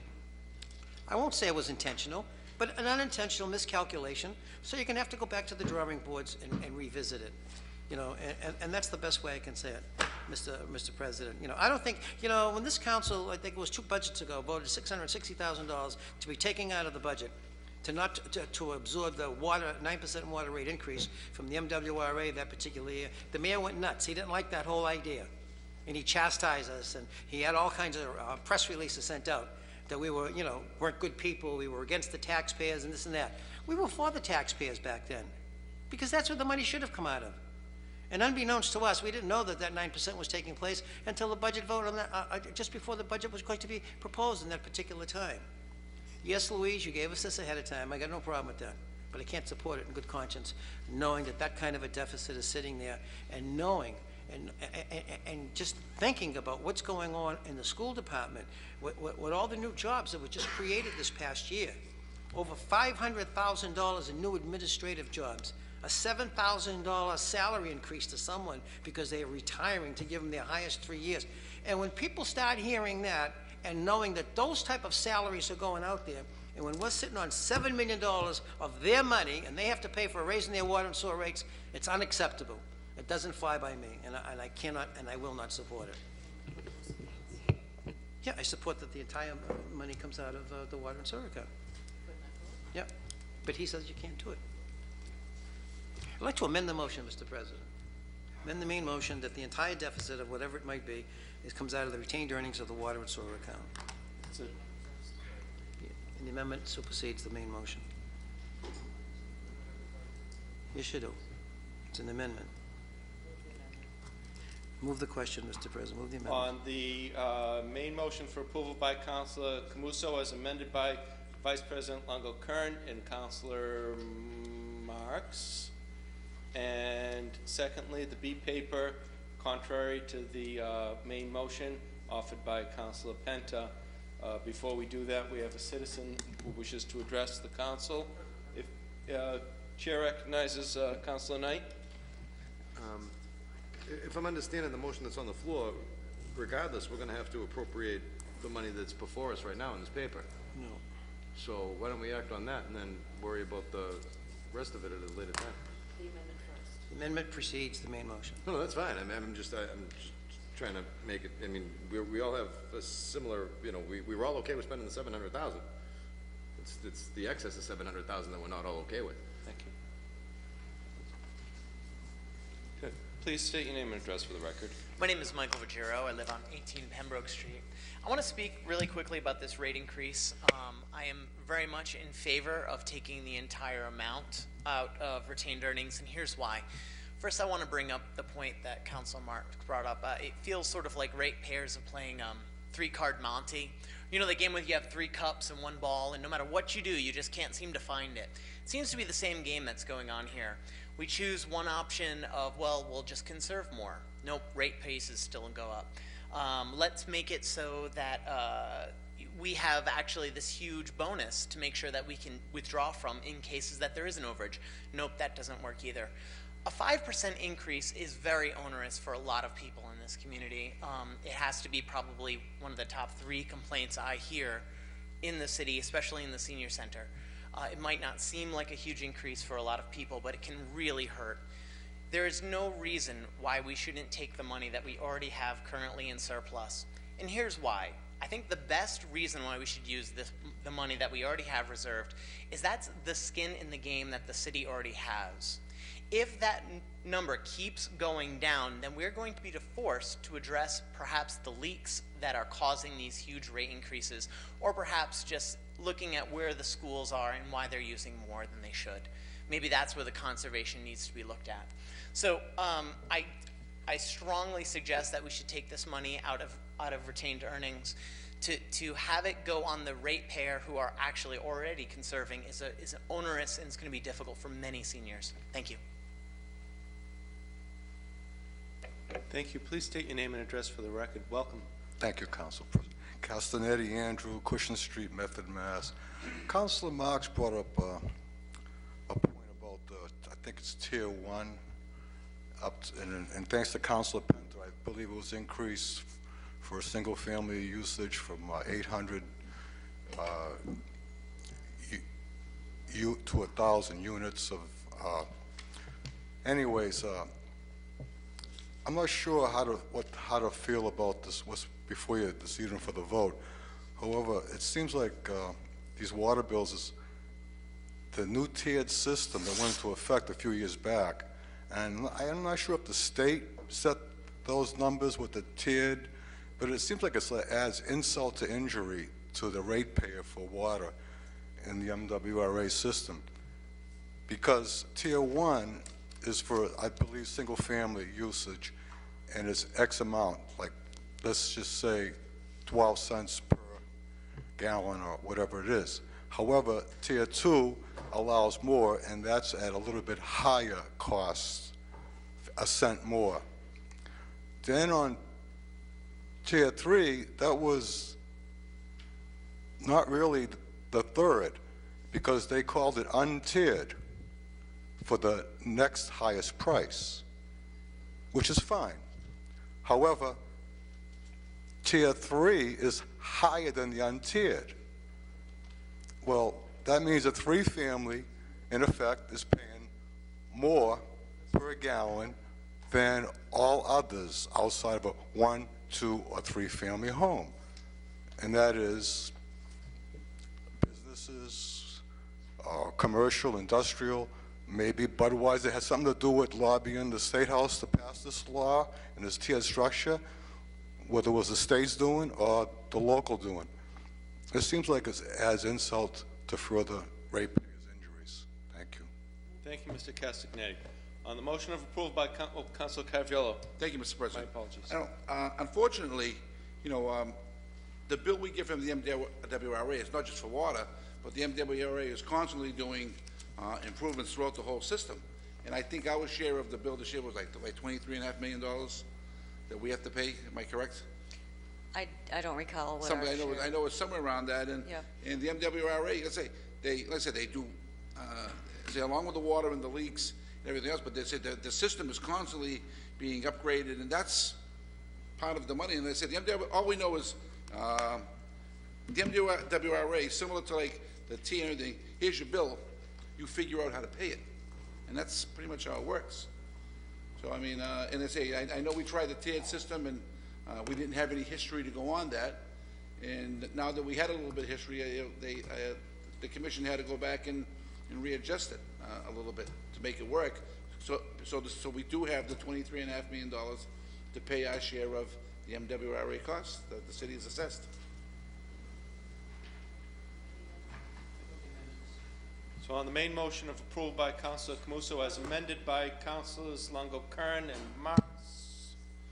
Councilor Marks. Thank you, Mr. President. Just regarding the conservation that was brought up by one of the speakers, it is interesting that the city's promoting conservation with the residents of this community, and when it comes to their own conservation, they don't know what they're paying for water and sewer. They have no idea because they don't pay a bill. And if you look at any of the faucets, I would ask you to go into any building, come into City Hall, go into any of the restrooms, and see the old outdated faucets they're using in there. There's no low-lying water heads in any of those faucets in there. So really, when it comes to conservation, it's, the city should practice what they preach. And if they had a bill and they looked at their bill and said, hey, from this year to this year, we used X number of gallons and we need to conserve, but there's no statistics because they're not getting a bill, Mr. President. Wouldn't that be great if you didn't get a bill? You wouldn't have to worry about conservation at all. And that's what the city's doing right now. The city's not concerned with conservation. Go into any of the facilities, go into the library. You turn on the water, it comes out like a fire hose. There's no conservation there. None. Our faucets have two knobs, hot and cold. That went out 50 years ago, Mr. President. Councilor, we're a step away from a watering hole. We really are. And not only, Mr. President, just to talk about the restrooms up here again, when you go in to use the hot and cold water, if you take your hand off the cold, it flips back. So to put hot and cold on at the same time, if you want lukewarm water, you have to have 7 pairs of hands there. So you have to go ask someone else from City Hall if they could come and hold the cold while you got the hot going so you can wash your hands. This is how archaic it is, Mr. President. So when it comes to conservation, you know, the City Hall, Mr. Mayor can preach all he wants about conservation and the great shape the city's in. If you want to see the great shape the city is in, take your family up and use the restroom in the public library and take them up here to City Hall and have them go, your son or daughter go under the caution tape in the bathroom at City Hall here, and you'll be able to see firsthand what great shape the city's in, Mr. President. Very good. So on the motion of approval by Councilor Camuso as amended by Councilors Marks and Longo-Kern, and with the B paper, or the amendment offered, the separate amendment offered by, is it a B paper? It's a separate amendment, which is contrary to the main motion.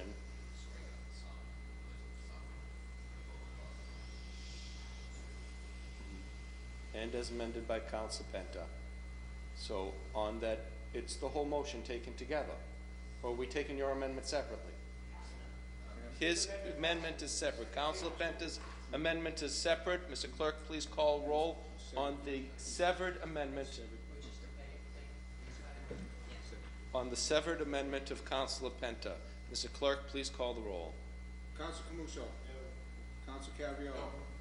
No. Council Knight. No. Vice President Longo-Kern. Yes. Council Marks. Yes. Council Penta. Yes. President Del Rosa. No. With the vote of 4 in the negative, 3 in the affirmative, the motion fails. On the main paper, with a motion of approval by Councilor Camuso, as amended by Councilors Longo-Kern and Marks. Mr. Clerk, please call the roll. Council Camuso. Yes. Council Cavriello. Yes. Councilor Knight. Yes. Vice President Longo-Kern. Yes. Council Marks. No. Council Penta. No. President Del Rosa. Yes, with a vote of 5 in the affirmative and 2 in the negative, the motion passes. Councilor Camuso.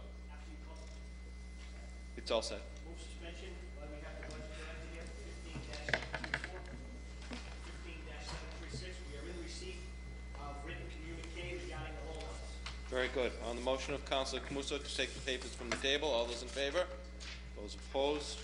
We've received the aforementioned paper of communication and explanation as requested by the council previously and as further required by the council by vote of a motion of Vice President Longo-Kern. So before us is 15-734, loan order for the DPW facility, project funds, $300,000. The chair recognizes Councilor Camuso for motion of approval. Ms. Miller, if any of the councilors have any questions for you. Mr. President, we asked a number of questions. Are you getting responses?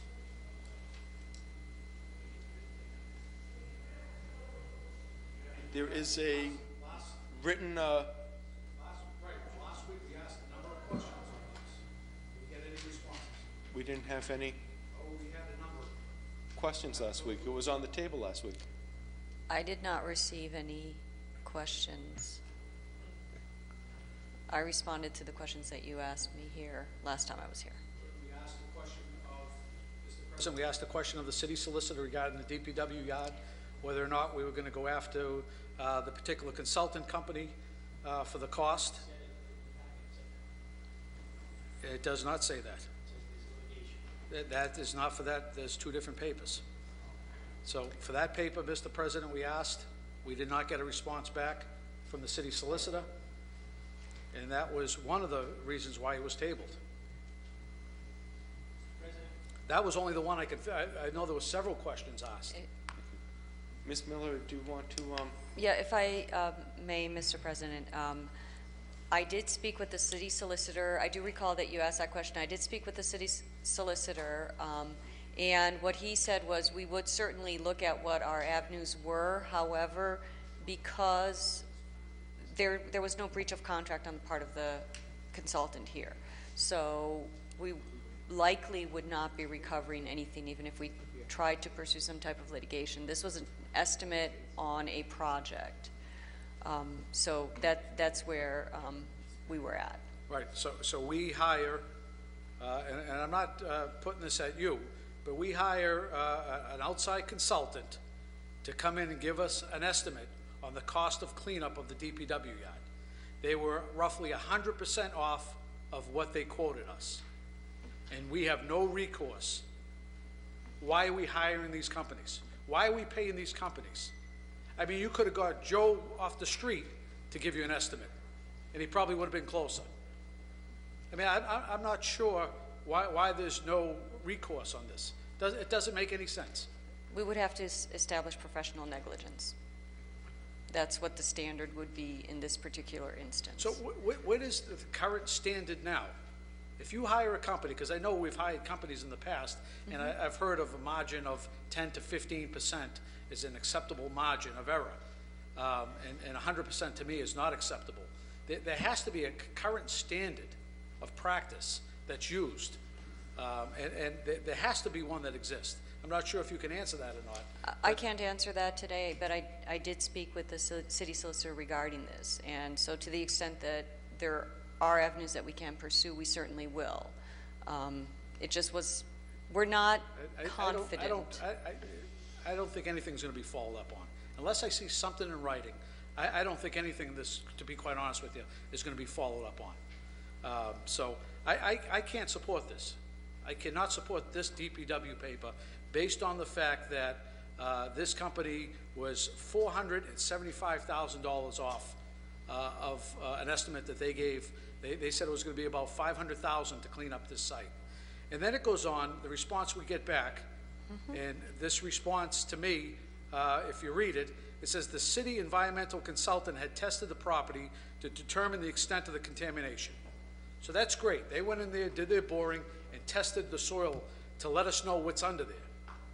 Now, I know because of the cleanup that took place on Riverside Ave with the site of where the Noodles and Panera is, that there was a lot of issues with the contamination.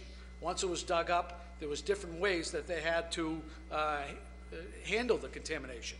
So the reason why you do the boring is to find out what's under there, so it's not a surprise. So you know what has to go out to landfill, or what has to be recycled, or what could be disposed of in an unlined area of landfill. So that's the reason why you do this testing. And then it goes on to say, depending on the test results of the soil, we were able to reuse, dispose at an unlined landfill, dispose at a lined landfill, or recycled off-site. The exact amount of the soil in each category and the cost could not be fully determined until the testing of each pile of evacuated soil. That's why we do the boring. That's why we dig. That's why we dig to find out what's out there. So we know what's under the ground. And you're not going to get it exact, I understand that. But we should know the contaminants that are underground. Based on the footage that's in that lot, we should be able to tell roughly what it costs to handle this, this particular landfill. So I don't buy that. I don't buy the fact that the city now is saying that, well, until we actually get the soil on the ground and see what it is, then we can really have a great picture of what we have to deal with. That's why we did the testing in the first place. Tell me if I'm wrong. I understand what you're saying, but so what happened with the soils, separate permits have to be obtained for the disposal of, and they're in 500-ton piles. So each 500-ton pile had to be tested separately because that's the maximum amount that the DEP allows in one disposal load. And each one did test separately, and even after we finished removing the contaminated soil, as we dug further in phase 2 of the construction, we still continued to having to test every pile that we created that was over a certain amount. So what did we find that wasn't in the report? What did we find out that doubled the cost that wasn't in the original report when this particular consultant came back, the city's environmental consultant, came back and said, you know what, Medford, it's going to cost you $500,000 to clean this up. Where's the smoking gun? It had to do with the site to which we were able to take the soil in the quantities that we needed it removed.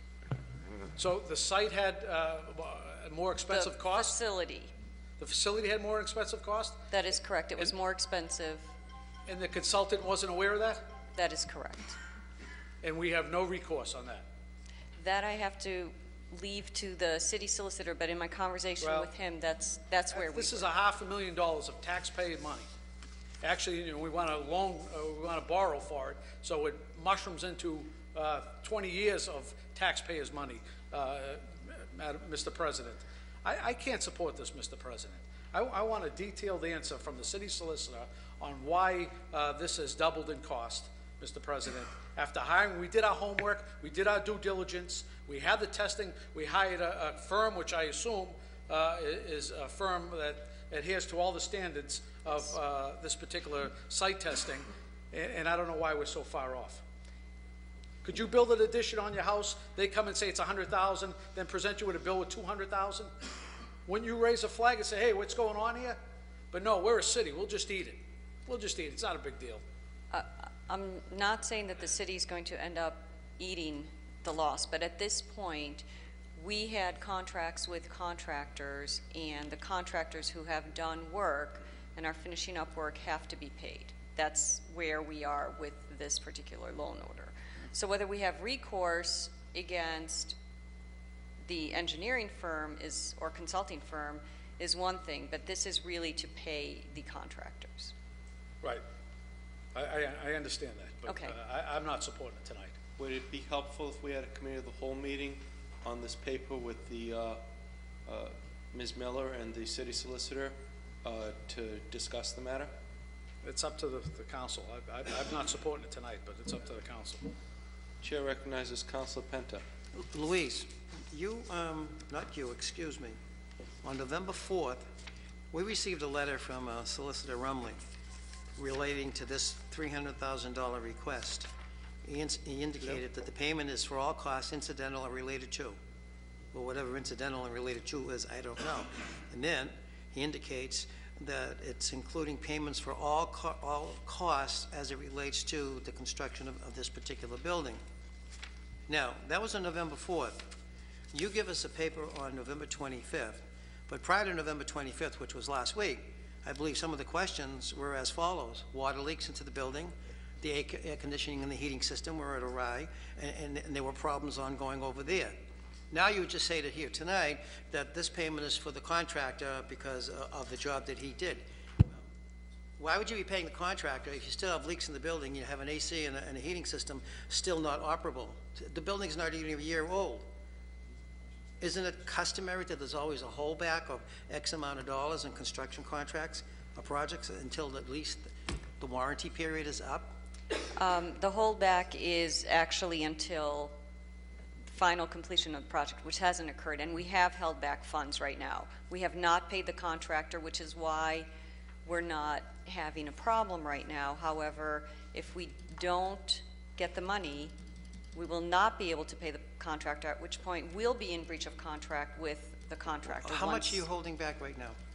Approximately $300,000. You're holding back, and you want another $300,000? No, that's the $300,000 we're holding back. So you're not holding it back? It's nowhere is in reserve out there? That is correct. Okay, so therefore, we will like to believe that this $14,800,000 building was supposedly paid for. However, it was paid for.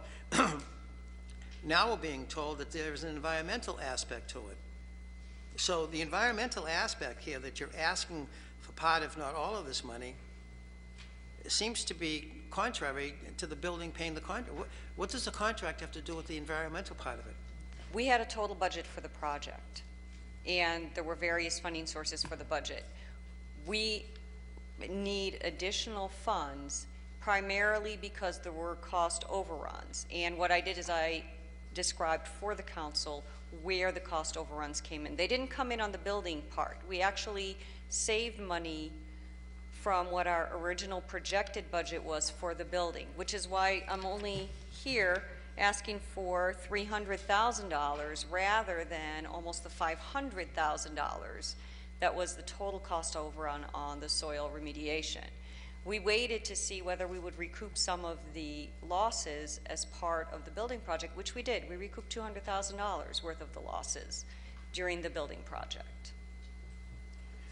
Louise, on November 4th, the letter came forward. It did not mention anything about heat air conditioning, soil, environmental, nothing. It just says for incidentals relative thereto. Very generic, and it makes no sense. I'm even surprised that the city solicitor would even write a letter like that without being more descriptive as it relates to why we're looking for the money. But last week, I think you heard what the concerns were, you know, what some of these things are. And I just cannot believe, this is Caldwell and Banker? Caldwell This is Brown and Caldwell. And this is the same people that are in the West Medford area doing the city's parking lot over there, making an estimate of what should be done there? Same group of people? That is correct, but in West Medford, we actually hired a second consulting firm to do a review of the proposed cleanup and the cost estimate.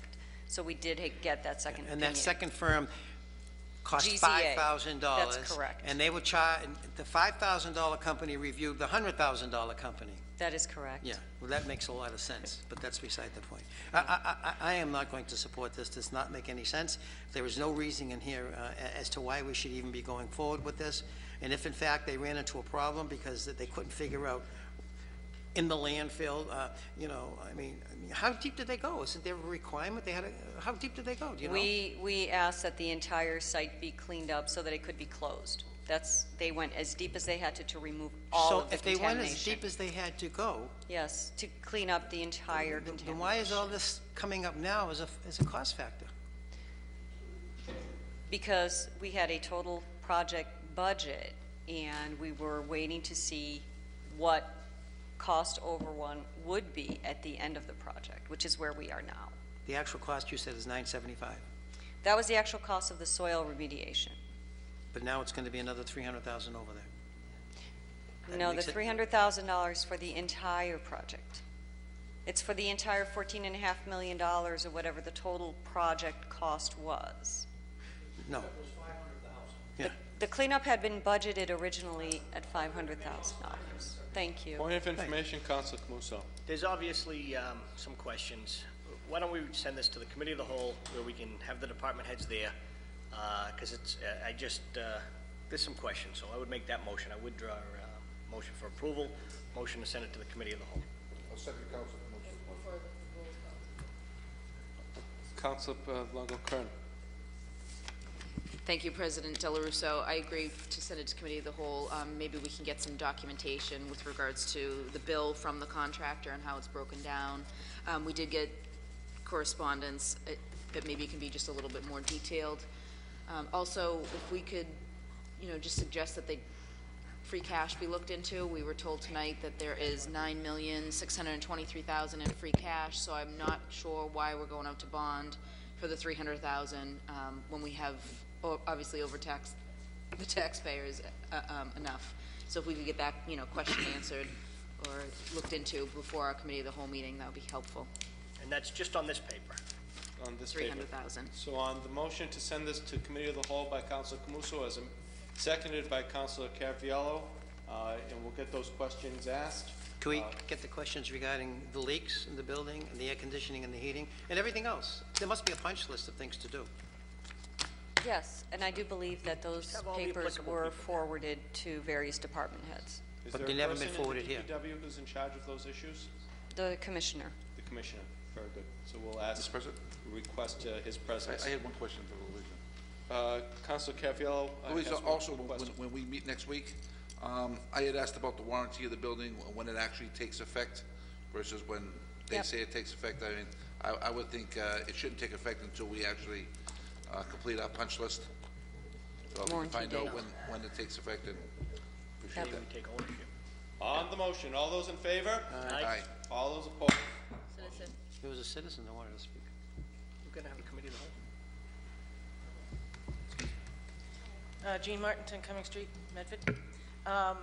First of all, I want to thank Mr. Marks for asking those very good questions. But there's two issues here. First of all is the quality of work, which is in question. But then the second question, no offense to the person, the budget director, but the reason why they're coming to you is because they want another bond. So there are two separate issues here. First, you have the quality of work and that whole idea, and then you have the bonding question. And so that's great that you're holding out on the money until they do what they said they were going to do. Plus, can I say something? It was the DPW yards. To not expect toxins is like a duh, you know what I mean? I mean, DPW yard ground. The contractor should have known that there would have been toxins in that ground and deep. So shame on us, or shame, you know, for not thinking that through, because, or letting the contractor get away with that one. That's on us. That's number one. But number two, the bonding question, no offense, but there's a hidden agenda to keep the bonding rate low, to keep a certain amount of money in the free cash. And let's be honest about that, what's going on behind that scene, which is that they want a lower bonding rate, which is great for borrowing money. But you're putting us in more debt when we have free cash. Plus, this can go under the water and sewer enterprise account because it's the DPW yard. So, no? Okay, I apologize for that then, I'm wrong. I stand corrected. But anyway, you can use the free cash money, but again, there is a hidden agenda that we shouldn't keep this money if we need it for this purpose. And yes, we should have a little cushion in case there's a rainy day, but it's like $9 million, okay? So we can use the $300,000 for this because we need a police station, and that's gonna also have toxins under it. But thank you very much. Thank you. So this paper has been disposed of. This paper has been disposed of. It's no longer under discussion.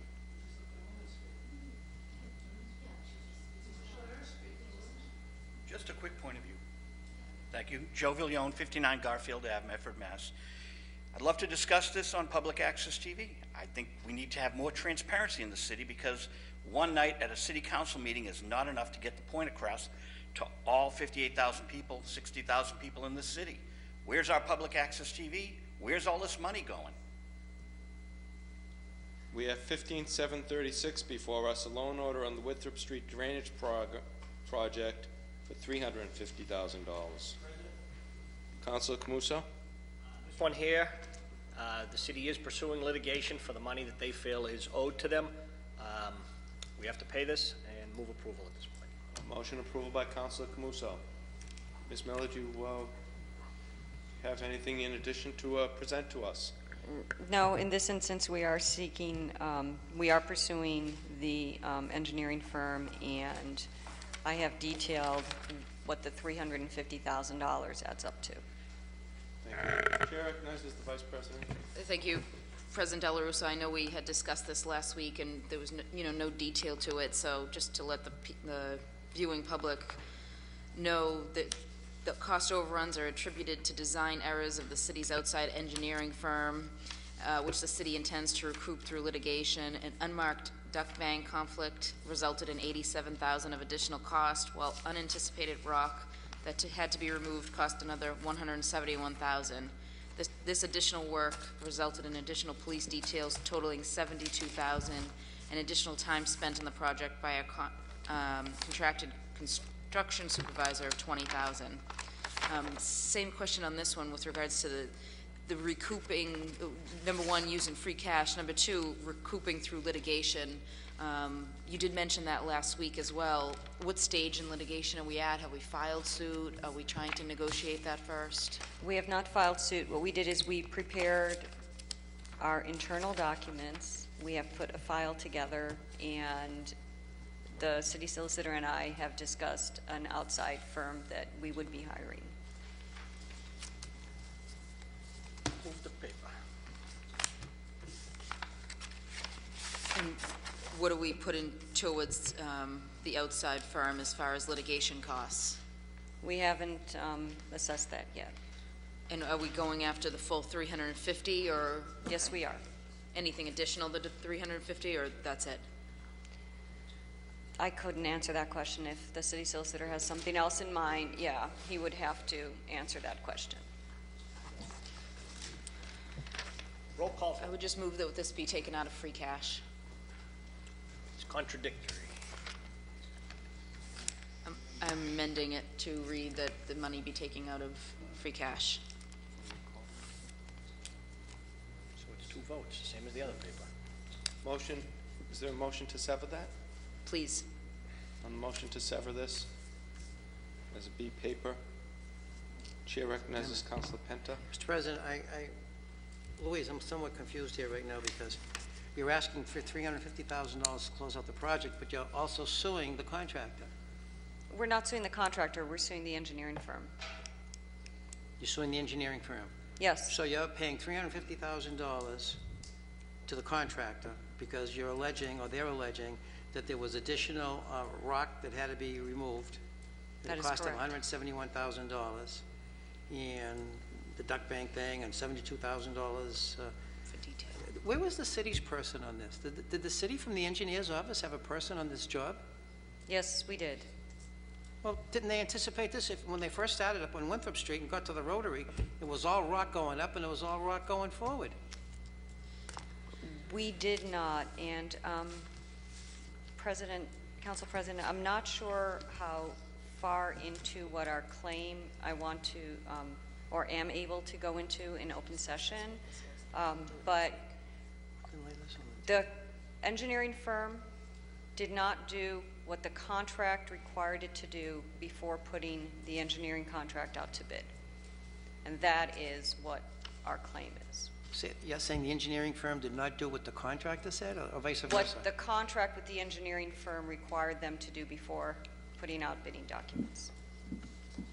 The engineering portion of the bidding documents, I do the But while contract that's going on, but where was the city's person to say, what are you doing? You can't do this. You're not following the contract.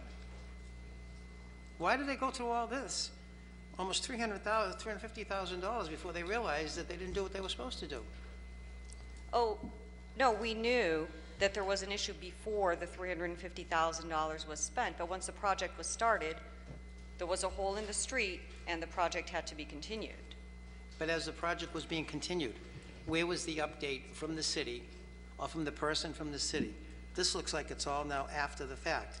Because once they got to the Rotary there at Winthrop Circle and they started to go forward on Winthrop Street further to the high school, that's when they hit all that ledge. That is correct. Continuously. And That's we never got correct. any updates on that, and we never got any kind of notification as it related to that. Where was the city's person from the engineer's office? Cassandra never told us about this. I can't answer for communications to the council. I do not know at what point communications are made regarding these various topics. What I do know at this point is that the project has ended and the contractor has submitted a final invoice. The contractor did all the work and we are pursuing the engineering firm. So even though the contractor did all the work, was there a budget for the contractor? Yes, there was. Was there an overrun in the budget for the contractor? Yes, there was, of $350,000. Now, that was his overrun. Was there a specific dollar amount, and once that dollar amount was met, it had to be renegotiated, or was it an open-end overrun? It did not have to be renegotiated because the bid was a bid for the project with a unit price for the work that would be done. So for instance, with police details, we normally put in a sum. $150,000 is our estimate for what police details will be. The contractor is then reimbursed as police detail costs are incurred. For rock and ledge, removal of rock and ledge, we have a certain quantity of rock, and let's say it's $50 per ton that they remove. So if we estimate a quantity of 10 tons, it's $500. In this instance, they found 1,000 tons. So the cost was astronomically higher. The duck bank simply was never marked. So when they dug, they found a duck bank. So this is the same contract that we were going to pay. If I remember correctly, it was Council Knight who alluded to way back when, that they were putting this stuff all over the sidewalks and in front of people's homes, and their trucks were all over the place, and the green pipes were all up and down the street. But no penalty. I just don't understand how you can have a contract that doesn't have a penalty clause in there over and beyond, or if there has to be unanticipated work, a dollar amount and a day and a beginning and an end date. What if this was $1 million? What were we going to do, pay it? There was a dollar amount. That's how we know what the cost overrun amounts were. Was there a time date to go to the dollar amount? A time date? Yeah, in other words, was it a month, 2 months, 3 months? I mean, if you're hitting ledge, it's quite obvious you're going to stop your progress. It slowed the progress way down, which is why we incurred additional costs. Police details, we had days and days of additional police detail. Point of information, Councilor Marks. I believe what's missing here is the engineering firm was hired by the city. That's correct. They're not part of the construction company. So they're the ones that were in error when they arrived at where the ledge was and how much it was going to cost and digging and so forth. So I believe that's why the city's pursuing litigation with the engineering company and needing to pay off the actual people that did the work, because they're two separate companies. So I think that's what we're missing now. They're two separate companies. The company that did the work, they're not in fault. No, I got no problem with that. I think what we're asking for, as we did the last copy of the contract, so we could see it, them and the engineering contract. We asked for the solicitor to give us a copy of that so we could review that, have a better understanding of it. I guess my part that I just don't understand, because I'm not an expert anywhere in this particular area, but all I know is if you run into a snafu in any type of a contract, what overruns whatever it might be, I believe that there's a beginning and an ending date, and there's a penalty and a reward clause if you go over or beyond, or if you don't exceed it. And I don't hear that conversation being said. I agree with Councilor Longo to take it out of free cash, so I would support the amendment. Take it out of free cash. Question has been moved on the motion for approval by Councilor Camuso, and with the severed paper, that the paper be taken, the money be taken out of free cash. So we'll take the severed paper first. A motion by Longo, Vice President Longo-Kern to take the money out of free cash. Mr. Clerk, please call the roll. Council Camuso? Yes. Council Caviola? No. Council Knight? No. Vice President Longo-Kern? Yes. Council Marks? Yes. Council Penta? Yes. President Del Russo? No. Vote of 4 in the negative, 3 in the affirmative. The motion fails. To the main motion for approval by Councilor Camuso. This is for first reading. So for passage of this, a simple majority is necessary. Before the roll call is called, the Vice President of the City Council has been asked to be recognized. Madam Vice President. Thank you, President Del Russo. I just want to mark my reasoning for voting no, because I believe this should be taken out of free cash and rather than go out to bond on such an issue. On the motion for approval, Mr. Clerk, please call the roll. Council Camuso? Yes. Council Caviola? Yes. Council Knight? Yes. Vice President Longo? No. No. Council Marks? Yes. Council Penta? No. President Del Russo? Yes, with a vote of 5 in the affirmative, 2 in the negative, first reading passes. Ms. Miller, thank you very much. Thank you.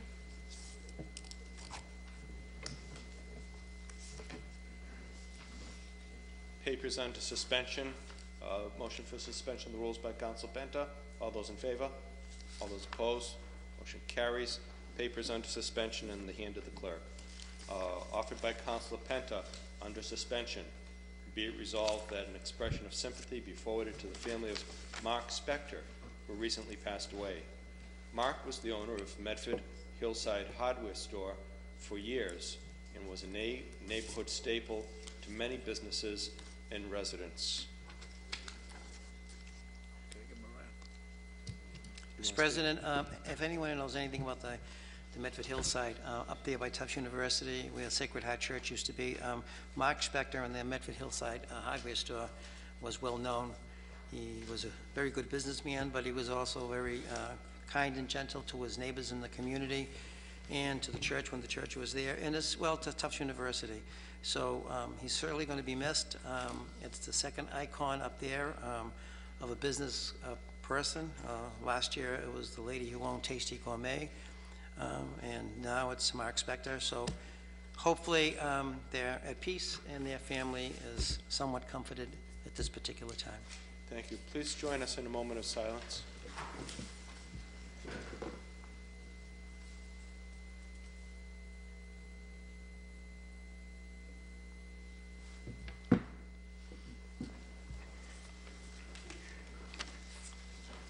Papers in the hand of the clerk first. Be it resolved, offered by Council Camuso, be it resolved that the surcharge for senior citizens exemption for telephone use be discussed. Thank you, Mr. President. Thank you very much. This is just a friendly reminder for anyone over 65 years of age. In the Commonwealth of Massachusetts, we're the only state that has a law that exempts senior citizens from having to pay for a fee to use 411. So if senior citizens see a fee on their bill for 411 directory assistance calls, it's usually $2.49. If you see that, give a call to Comcast at 855-270-0379. Could you repeat that, please? 1-855-270-0379. And Verizon is 1-800-974-6006. And you can get the forms, fill them out, and you can be exempted that fee. So I know it's not a lot of money, but $2.50 a month for an entire year, it's certainly something for a senior citizen that's on a fixed income, and just want to spread the word on it. I'd like to see more people take advantage of it. Absolutely. Thank you. On the motion of approval by Councilor Camuso, all those in favor? All those opposed? Citizen would like to speak. Mr. Citizen, please state your name and address for the record. Thank you, Mr. President. Bob Capucci, 71 Evans Street in Medford. I just wanted to talk about the 3rd annual Jingle Bell 5K walk run that we just had here in Medford on Saturday.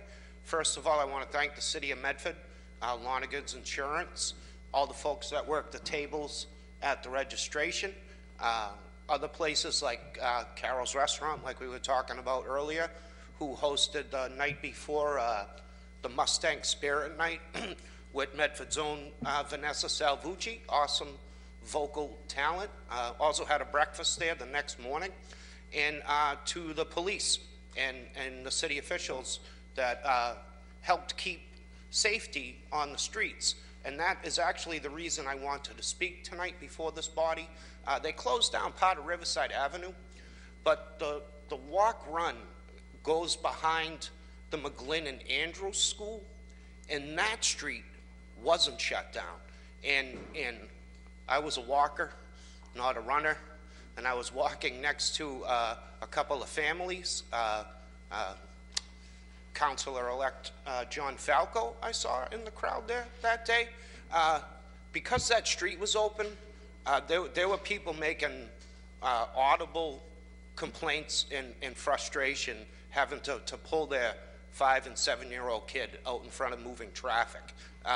Next year, if they can also close down that street as well, not that I'm saying that there was an incident or anything, but it would probably be in the city's best interest for a public safety issue to either alter the route or close down that street as well. I forget the name of the street. It's right behind the McGlynn and Andrews School, running alongside Hormel.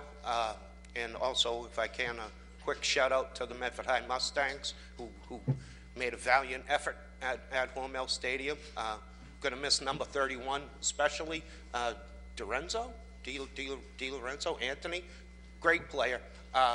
But thank you all for the Jingle Bell Walk Run. It was a great event. I hope more people will come out for it next year as well. Thank you, Mr. President. Thank you. On the motion, is this on this matter? No, it's not yet. Thank you. On the motion of Councilor Camuso that the paper be received and placed on file, all those in favor? Opposed? Thank you. Offered by Councilor Knight. Offered by Councilor Knight. Be it resolved, the Medford City Council congratulates Stephen South on his recent appointment to the position of Vice President with the International Brotherhood of Teamsters, Local Number 25. Councilor Knight. Mr. President, thank you very much. Steve South is a Medford resident. He's a hard-working individual whose efforts were honored by President O'Brien, also another Medford resident here down at Local 25. So I'd like the council to extend the deep congratulations to Mr. South and his family on his recent appointment. Yes, a little bit of both. Might have been a Freudian slip. On the motion of congratulations by Councilor Knight, all those in favor? Aye. Seconded by Councilor.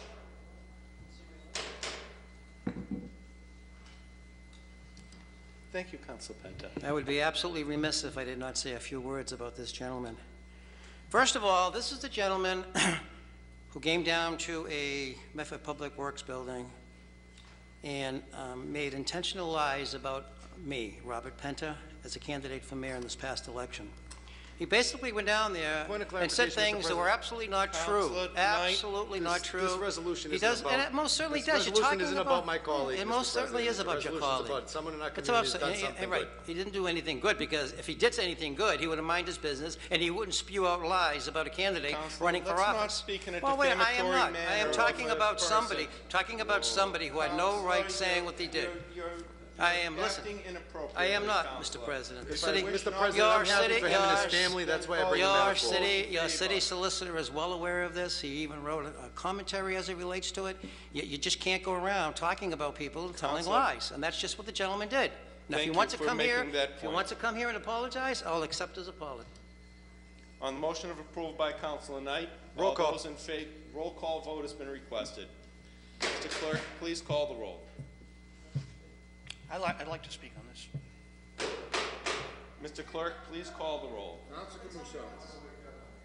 Councilor Camuso? Council Carviallo. Council Knight. Yes. Vice President Kern. Yes. Council Marks. No. Council Penta. Absolutely not. President Del Russo. Yes, with the vote of 5 in the affirmative, none in the negative, the measure passes.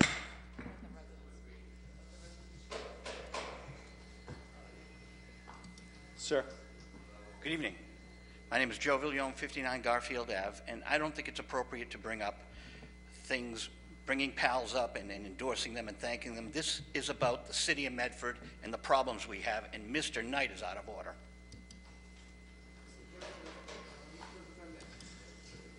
With the clouds of negativity that sometimes surround this room, I think it's very important that we point out some of the good things that are also happening in this community, Mr. President. And quite frankly, I think being appointed a vice president of an international union is very important. Very important to his family, very important to the people that work in that union, very important to the people that work in that union and live in this community, Mr. President. I bring the matter forward because it's a momentous occasion, not for any other reason. And for people to paint it another way is totally inaccurate, totally inappropriate, Mr. President. Thank you. Thank you, Councilor. Mr. President, when we're talking about acknowledgements and acknowledging people for what they did, this gentleman is part of the same union who came to this city of Medford and harassed people and Counselor. bullied people. Councilor, that's it. That's it. What's the matter? You don't believe in free press? Take the press. Quite obvious. It's a rat trap group in this place. Councilor Marks, you asked to be recognized. The records. Councilor Camuso. I would be remiss if I didn't congratulate the gentleman on his appointment as vice president. And sometimes people forget, a community like Medford has over 500 members disposed of the of matter. Local 25. We that- disposed of the matter, Oh, okay, I'm Councilor. sorry. Thank you very much. The gentleman at this podium will speak. Hello, Mr. President. My name is Michael Ruggiero. I just want to make a quick announcement. First off, I wanted to thank all of the wonderful people that put up these beautiful trees. It's quite beautiful. And on a different note, I wanted to mention something really quick. I have right here, I've been circulating a petition to review our charter. Both of the incoming candidates and our incoming administration wants to review the charter. I just want to, I ask everyone to participate now in this conversation. There's going to be a meeting at the library on December 10th at 6:30. Everyone is welcome to attend, so we can all discuss this as an open and forum possible. So, thank you.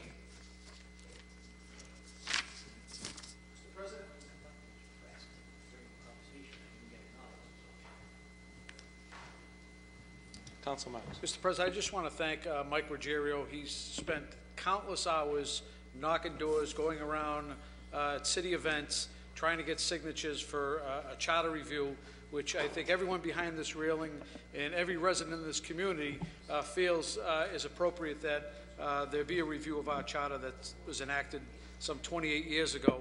And I just wanted to personally thank him. He seems to be a one-man band, and I know this is going to be helpful in moving this issue forward. Thank you, Councilor.